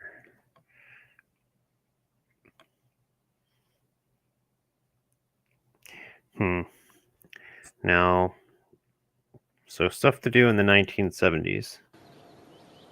There is the Soviet lunar rovers, the Lunokhod. Eventually, there is the Viking Mars landers.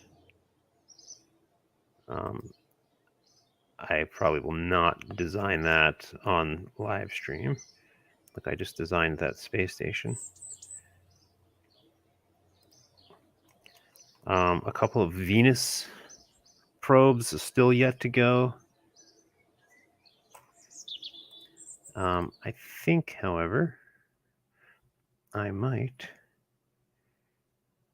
do a dock one of my SOYUZ. I've only recently designed these SOYUZ. So, I mean, I just launched that SALYUT space station. My little landing vehicle practice excursion thing was fun. It's jet engine.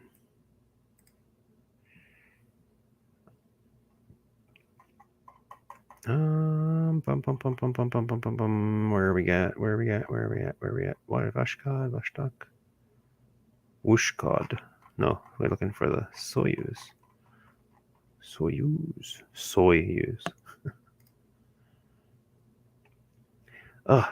So let's see. My Saturn 1 or Saturn 8, or I need to figure that out. But before I launch another moon, okay, SOYUZ. This should be able to dock with the space station. SOYUZ, whatever.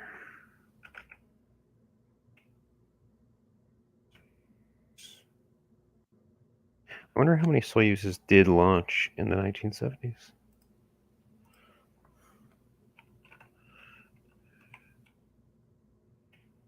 Space. Let's just look just 1970 in space. Oh, I should look at 71 since I did the SALYUT. That's too many to look at. Let's see. Apollo 13, Luna 16, Zond 8, Luna 17. All right, so whatever. No SOYUZ went up. Just the Zonds, which look like headless SOYUZ, which don't have humans. They have turtles and fleas in them. 1971, the year Jim Morrison died. Hey, that's what that was in for. Launch of the world's first space station. Well, oh, there we go. And Soyuz 11, the first mission to successfully dock with it. Well, there you go. So apparently that's so important that it's the headliner thumbnail for 1971 in spaceflight. So I guess I'm not that far off. Anything else super interesting? In 1971, Apollo 14, Apollo 15, Luna 18 impacted the moon. Luna 19, Mariner 9 went into the first orbiter of Mars. I'm gonna have to do that. We have some other Mars orbiters. We have a Mars lander / impactor. Oh, we got a lot of Mars stuff happening in 1971. Okay, so Mariner. Okay, so when the Lunicod, the lunar rovers, that 1972 and 1969 and 1977. One of them landed in November 1970, dude. So why am I... So I should have already done this. So one of these landed prior to the space. I'm already screwing all this. This is where I can't bother with timelines anymore. It's just the 70s. So I just had that space station. But the Lunicod, what was that launched on? A Proton? Just like I just launched the same thing I launched the space station on. All right, so I got a design. I got some probe design to do, which is pretty fun. Although I'm not going to do it at the moment. I'm not caffeinated enough. What's up, Tricky Mick? Good to see you, brother. Good to see you. So it's either design, the Lunicod, but no, I'm gonna launch these guys in the space station. The Russian space station. What do we got? I need some Russian names. Alexei and Pavel. There we go. No, we need 3. Sergey. All right. You 3 will go up to space station. So let me see. Was this Soyuz 11? Was it 1971? Soyuz 11. If I really care, I'd get their names right. Georgy, Vladislav, and Viktor. Viktor Patsayev. Vladislav Volkov. Hey, that Volkov, I think that guy's child became a... maybe I'm thinking of Nikolai Volkov, the wrestler. Ah, never mind. Okay. The space station.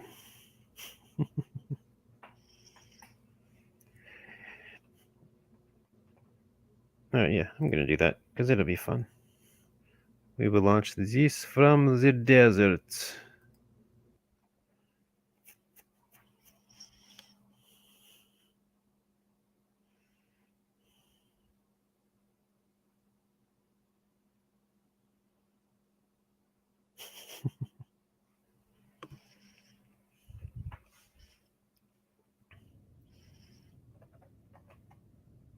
Oh, it's nighttime. We don't want nighttime.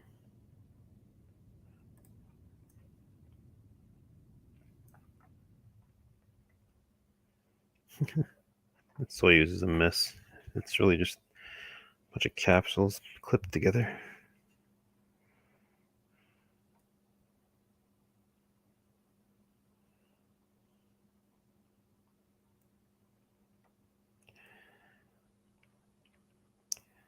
All right. Dude, okay. I'm going to go get more coffee now. I don't know if there's sound coming from anything. I'll be in church just in the morning, I swear. All right. There's no sound coming from that.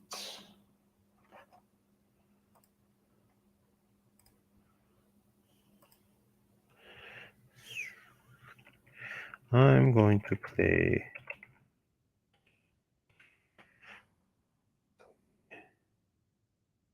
While I go get some coffee. The coffee won't keep me awake too much. It'll just keep me.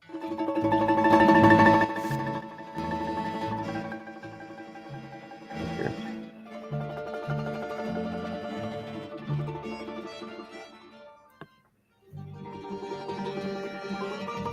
Da, извините.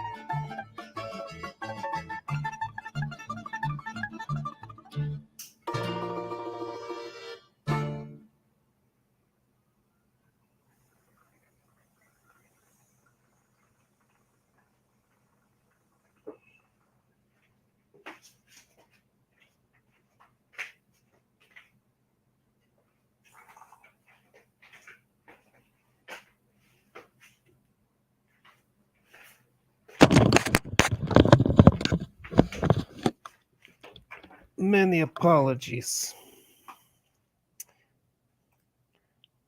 Ooh. Yes, am I muted? No. Okay. Now, we make for space station. Do I need to? Should I bother to? No. I want some more. I want some more of that good Russian music. Good Russian music. Is this the same? It's about the same. Nazaré. Yeah. Oh no, am I out of freaking electricity? Why am I not able to launch?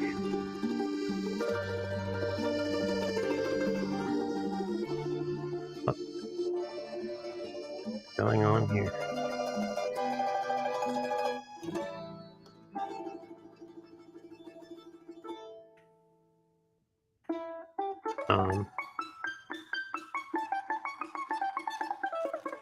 Yeah. Staging is not working. What is wrong? We have the finest from Kazakhstan. That's weird. Am I gonna have to recover the vessel and try it again? I kind of want to wait, although since I need to still design. Yeah. Okay. So the plan is dock this Soyuz to the space station, but then I need to design the Soviet lunar lander, and then I need to design the Martian orbiter. So that's already designed because I already have that. That's the same thing as the Venus orbiter that America did. I don't need to make that much changes. Alright, let's try this again. Do we have Alexei, Pavel, and Sergei launch from the desert site?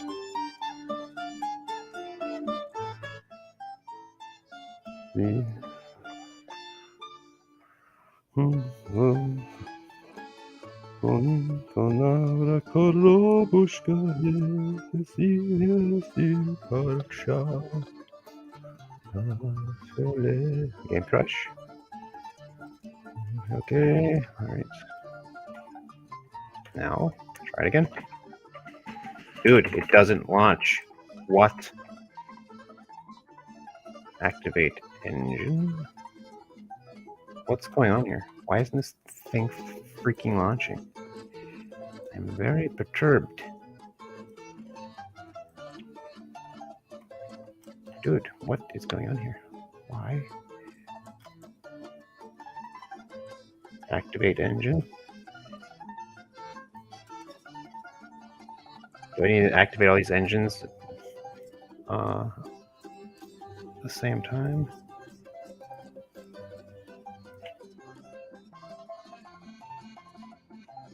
Release clamp, release. That ain't gonna.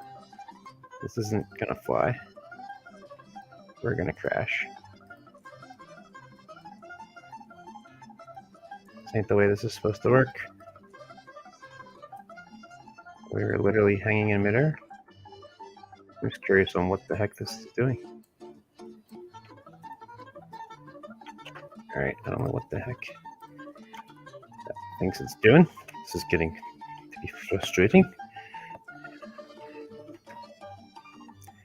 That staging is just all messed up for some reason. I don't think it's because these guys are all jammed in there like that. Toggle that, toggle this. See that working.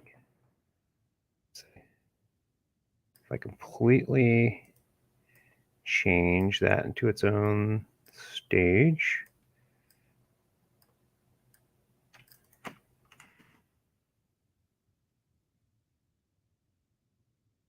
What? I don't get it.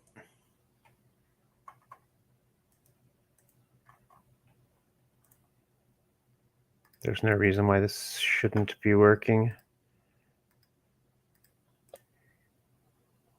Oh, I don't get it.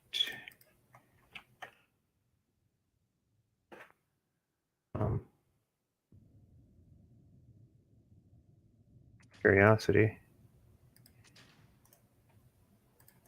Out of curiosity. If I get rid of these, will it?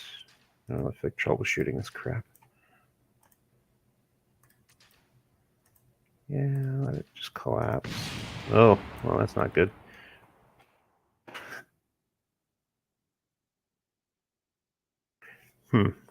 Maybe I should just forego the docking of the space station for now until I figure out what the crap is wrong with my Soyuz. Do I have another Soyuz? Soyuz 1. But Soyuz 4 should be fine. Let's see. If I just load that by itself, I just change the number to 11. Change the inhabitants. Well, no, we can leave Pavel, Alexei, Sergey. Okay, we're just going to launch from the desert. Try this one more bloomin' time.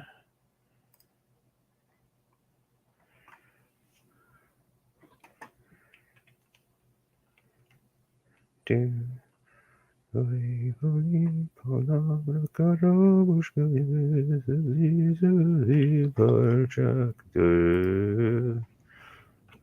let's try this again.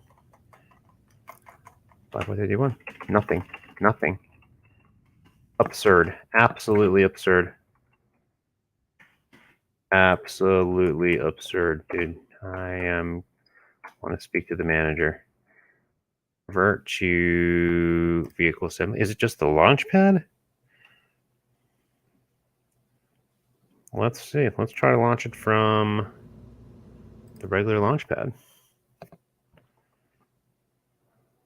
I've never had this. I wonder if I like resave it. If there's something wrong with the, because I remember there was an update which messed up the saved craft. Quite possible. Come on. No, still nothing.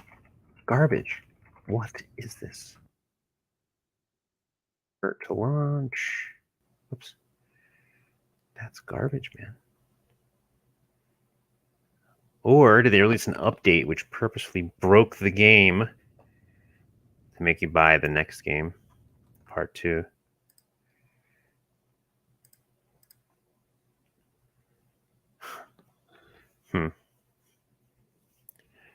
Well, I'm wondering, should I just try to... It shouldn't take much to design the Soviet lander. Although, I also needed to design the Soviet lunar... The Soviets designed a lunar lander that... Looney 10? That it was supposed to land, scoop up dirt from the moon, and then put it into a little compartment, and then have that part take off, and then land on the moon. I mean, return to Earth. I don't know if I designed that yet. Here's one of them. No, this is... Wait, did I? I did. That's right. I did design a lunar lander that the Soviets made. But I don't think it scoops up dirt and then takes off. Yeah, I'm going to have to design that later. Nope. Yeah, unless I'm going to sit here and design that, which I'm not. Did I launch on this thing? Nope. Nope, nope, nope. All right, well, if I can't get this Soyuz working, then I think I'm about done. Soyuz 1, 99 parts. Soyuz, what's the difference? Let's see if I load Soyuz 1.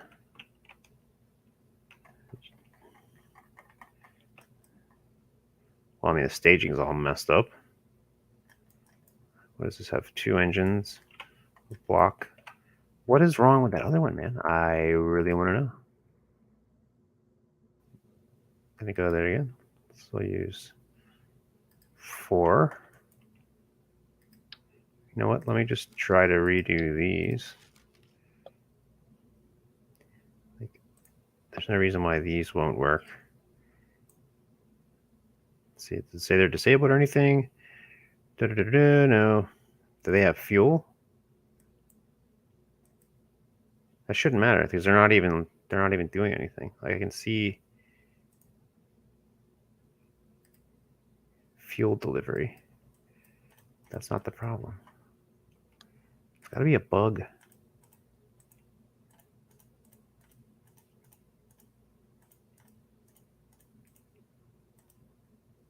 Oh, now what? Those gotta come back down here.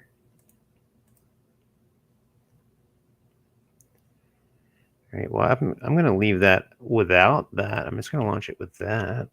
This is just going to be a test. Why not? Will it launch straight off the ground? Will that first staging work now? We'll see. Do, do, do, do, do, do, do, do, do, do. The more it gets loaded, the longer it takes to load. That staging is completely botched. All of it is. Like, none of it works. And it's like, it has nothing to do with the pilot.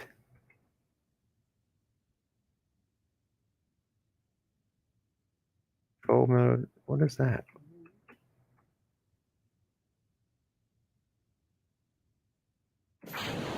Look, now it works all of a sudden?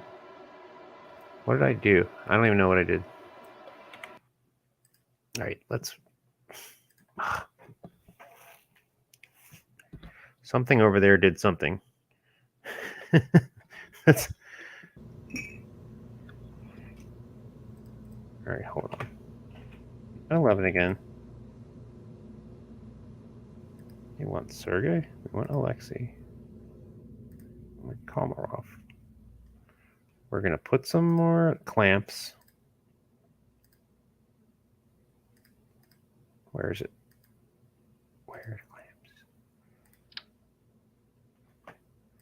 I don't care about 8 anymore. We just put the 4 on. That's what we got.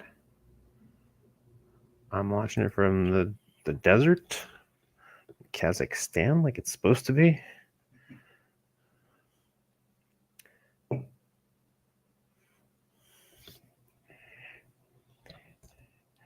I'm telling you, I'm blaming the capitalists. They are infiltrating the factories, infiltrating the bureaus. I know how these dogs work. Why is there only 3? I mean, oh, there is 3. Good. Okay.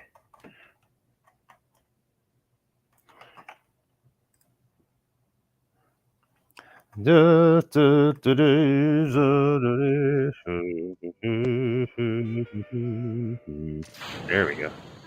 I don't know what that was all about. Sometimes the factories just don't know what you're going to get out of these workers sometimes.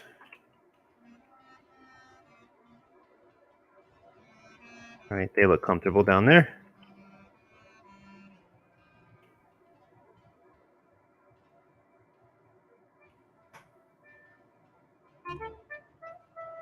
Ho, ho, ho. We will visit the salad station now. The science. Yes. For great science, we launch to space, comrade.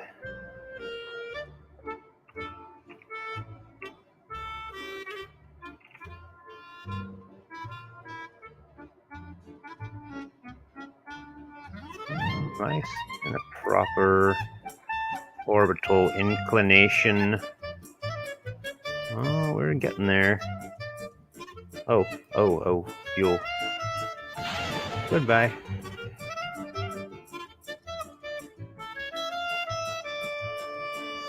We gotta get rid of that guy. Goodbye.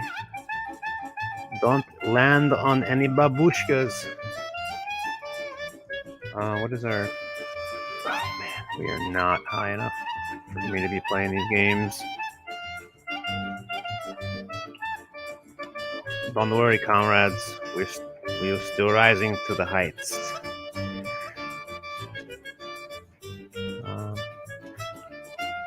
We see the Urals beneath us. Oh man, this is not... We're only 29 miles in Apoaps. We need to go faster. We need to get faster.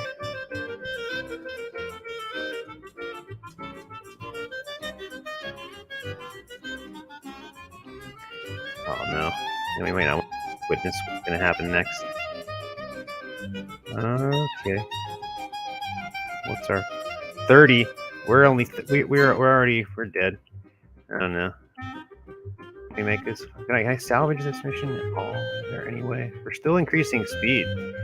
I mean, we're still increasing speed. Oh no. What is our next stage? Where is our staging gonna let's... Oh, these guys have got to be sweating. Yeah, we're pretty much a missile with people in it. No? I shouldn't have pitched over so soon. Alright, we're gonna salvage. I know it. The heat. We can take the heat. We can take the heat. We have only what? Oh, they're both... Hold on, just pitch it up and we'll be fine. Pitch it up, we'll be fine.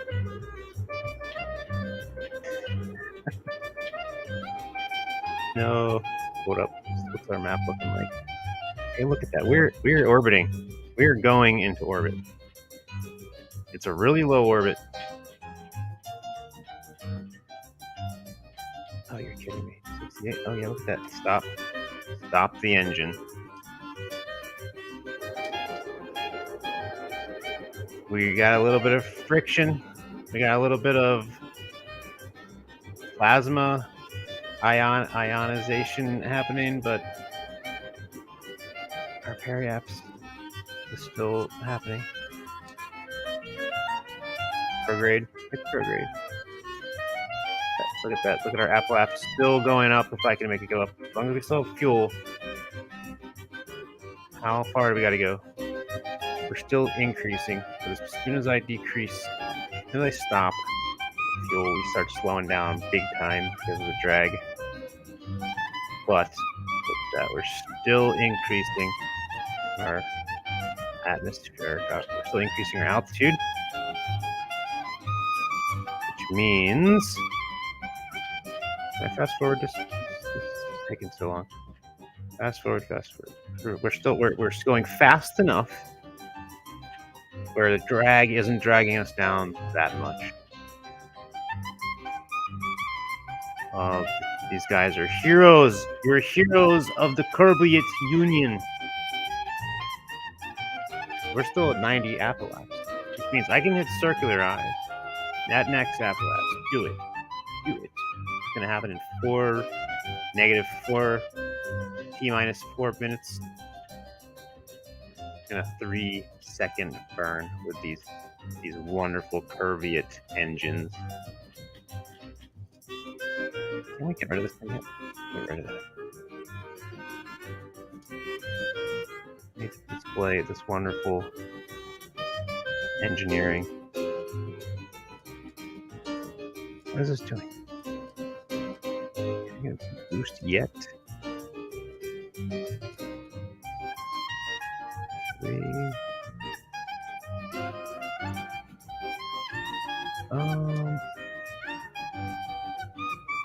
Circular eyes and next Apple app. Oh, because we're not even technically in space yet, according to the game, until we're at 70K. And now we are. Okay.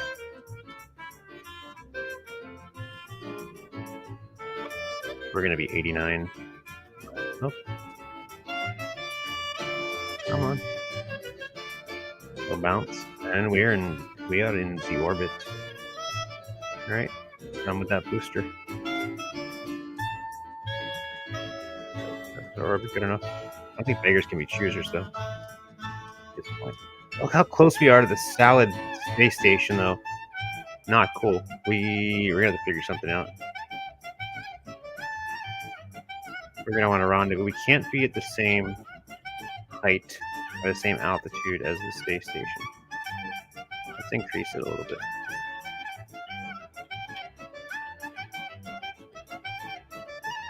Let's go up. Oops, wrong direction. Let's go to that. Execute that node. I'm still fudging it a little bit because we should just be separating from this rocket, but I don't want to waste time. Not that this whole thing isn't a waste of time, but come on, come on. Why isn't it speeding up? Warp to the thing. What's our electricity looking like?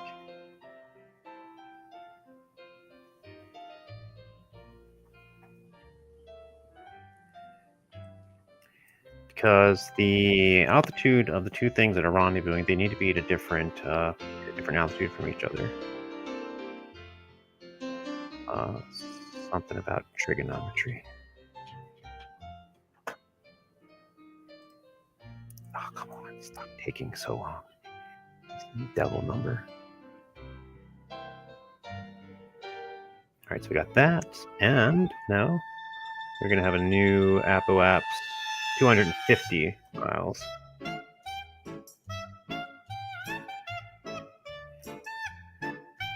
That's kind of a lot, but whatever.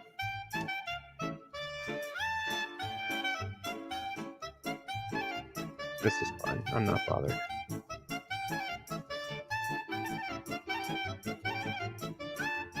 This is what I get for making that space station so low.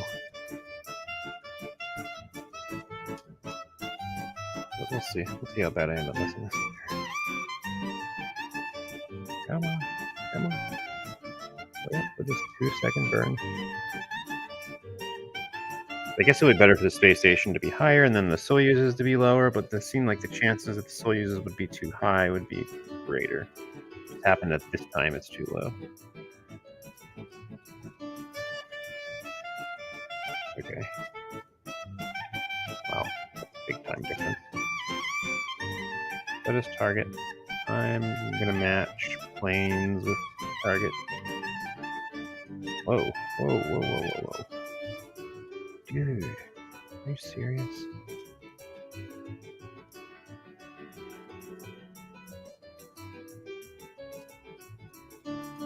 Oh, that's lame. Alright, you know what? I'm tired of messing around with this. How are you messing around with it? We can't do it, we can't do it.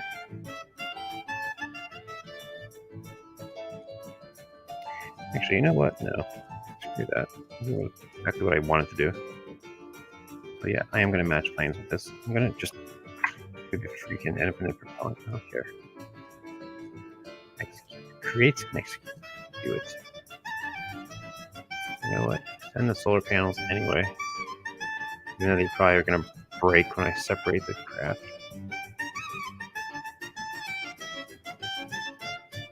That's great. How does it take that much fuel to do that? It's because, man, I'm so far off my inclination from the space station. It's ridiculous. This is what I get for screwing around.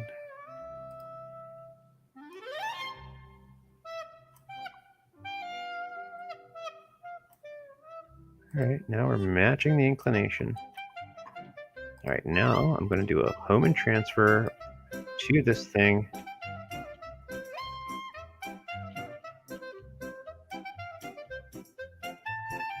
Hold up. Great, execute that. Oh, that's quick. So at this point I'm just going beyond, I'm just cheating like crazy. Just to get this to happen quickly. We got that. Finding closest approach to target. Oops. Closest approach, pretty close now. Come on. Is that as close as it's going to get? No.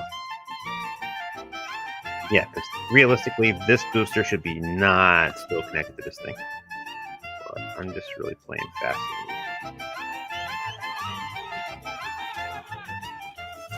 Because once it's separated, I don't really have any powerful thrusters, except for the smaller monopropellant thrusters, or try bipropellant. Hydrazine peroxide. Okay, and now match velocities with the target so we don't smash into it.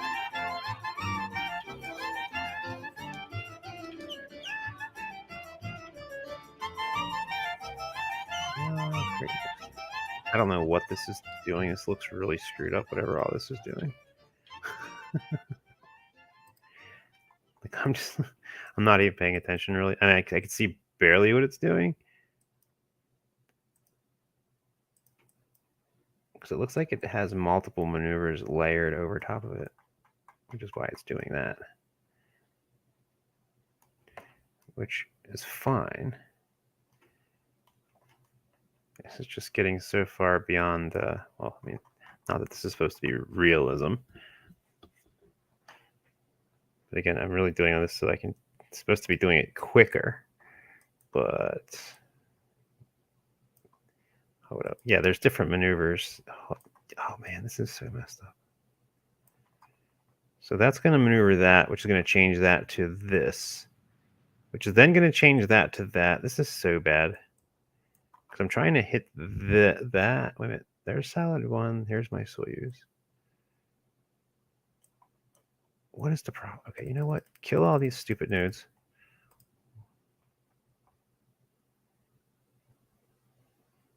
Can't I just do one single transfer?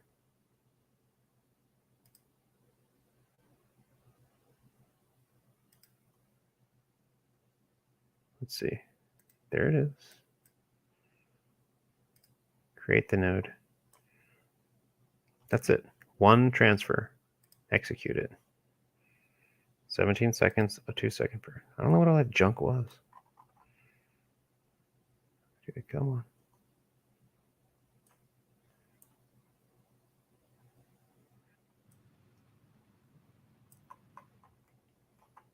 Technically, I would separate this, and you could do these nodes using only the thruster. It just would take so much extra time. There's no point. Okay, so now we are close to intercept.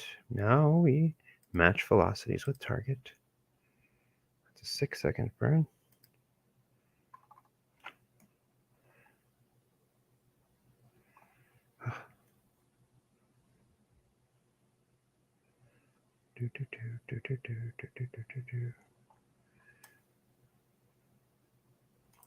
All right, so that's that yellow. That's where our space station is. Getting closer and closer. Our engine's going to kick in.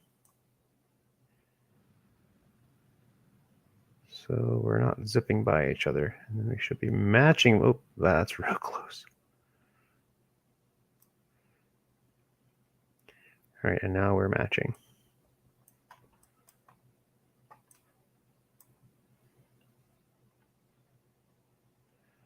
Alrighty, so at this point, I'm just going to separate. Actually, you know what? I'm going to wait till we're in the daylight because it's more fun that way.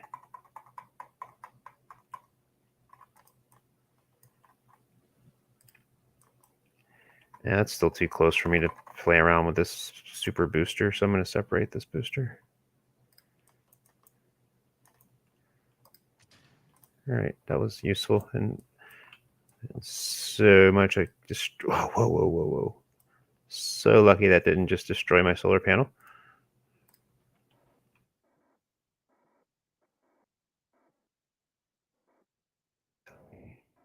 Docking isn't still screwed up on this.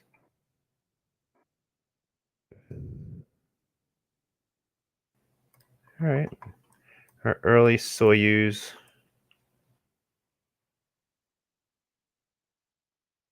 Here's our docking guy.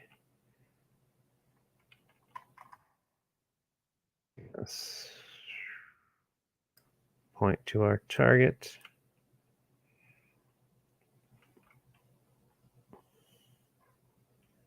All we have now is our RCS thrusters.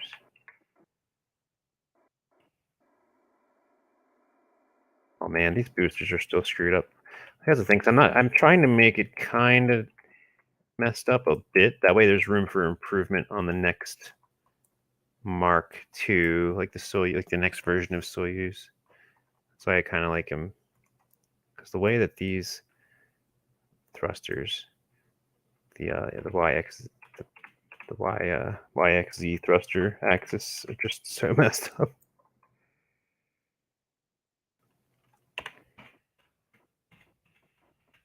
Okay, closer to our little space station. That's now 390 meters away.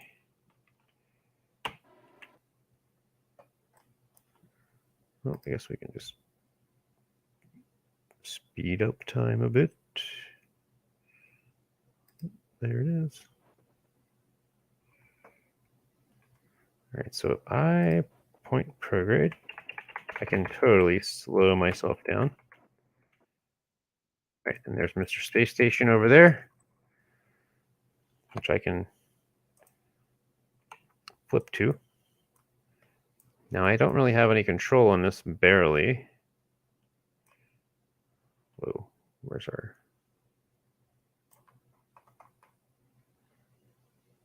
That's debris. Where's our actual... All right, I don't know where he is.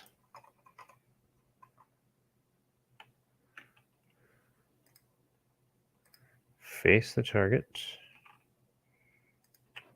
All right, we're just going to slowly make our way towards our rendezvous. Thing is really messed up.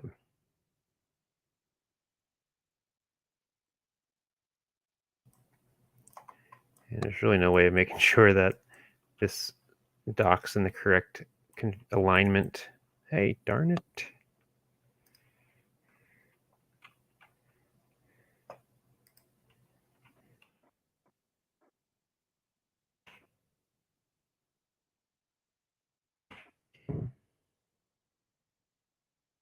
This one. Is there any chance in having this?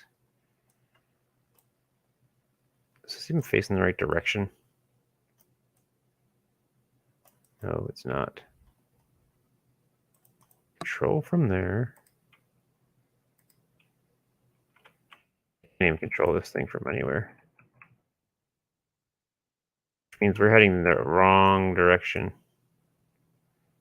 Wait, am I?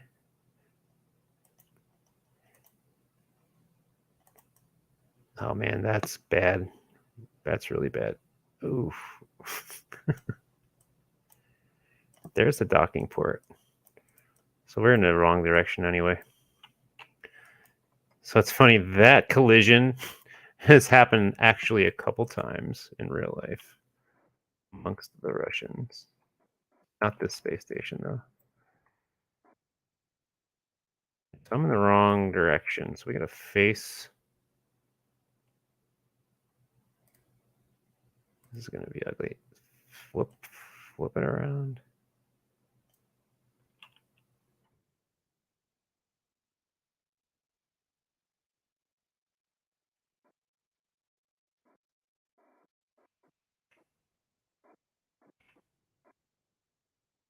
Right.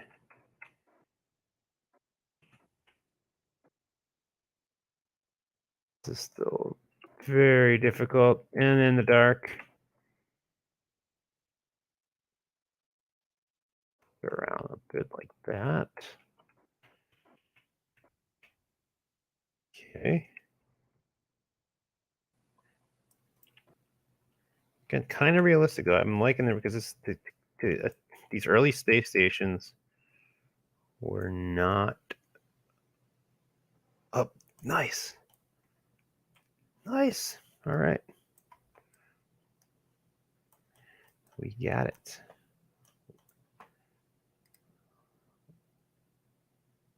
Let's get in the daytime.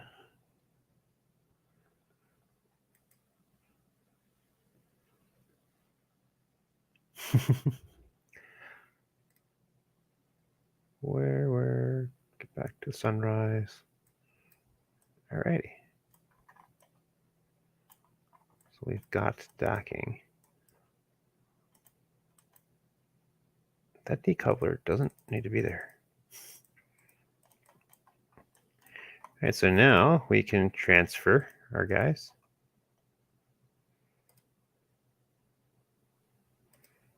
You can get right in. Oh wait, can he?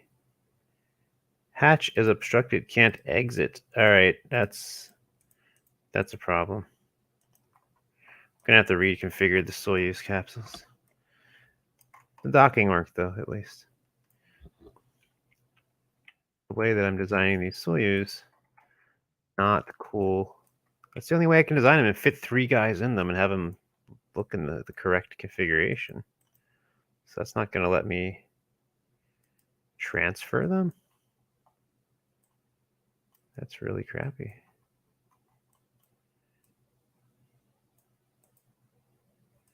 Can I transfer to anything? Let's see. Product transfer to. That one let me transfer. Maybe some of them.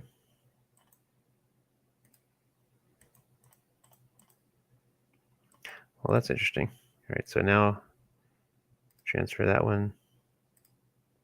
Okay, so yeah, I can get guys in there. All right, so now we got a guy in there in our space station.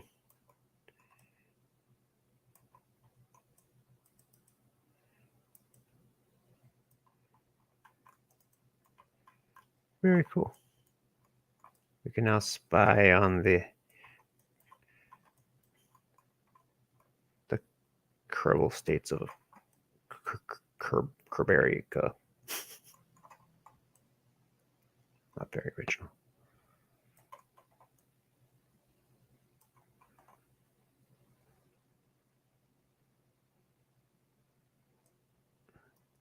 That debris is unfortunate. Oh well.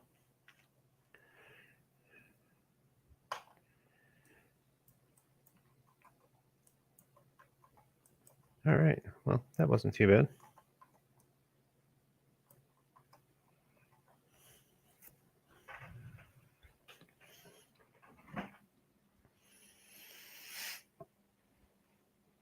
I guess I should hang it up about this point, maybe. Well, I have some coffee. All right, Mick. Take care, brother. Yeah, I should probably take your what do you call it? Follow your lead.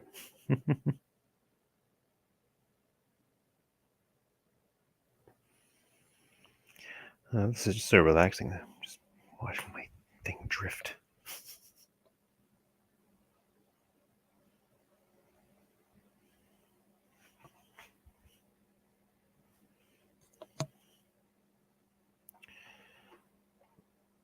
Bum, bum, bum, bum, bum, bum.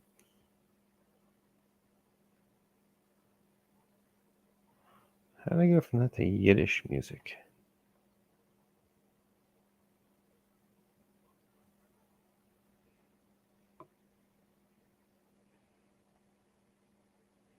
We don't want that.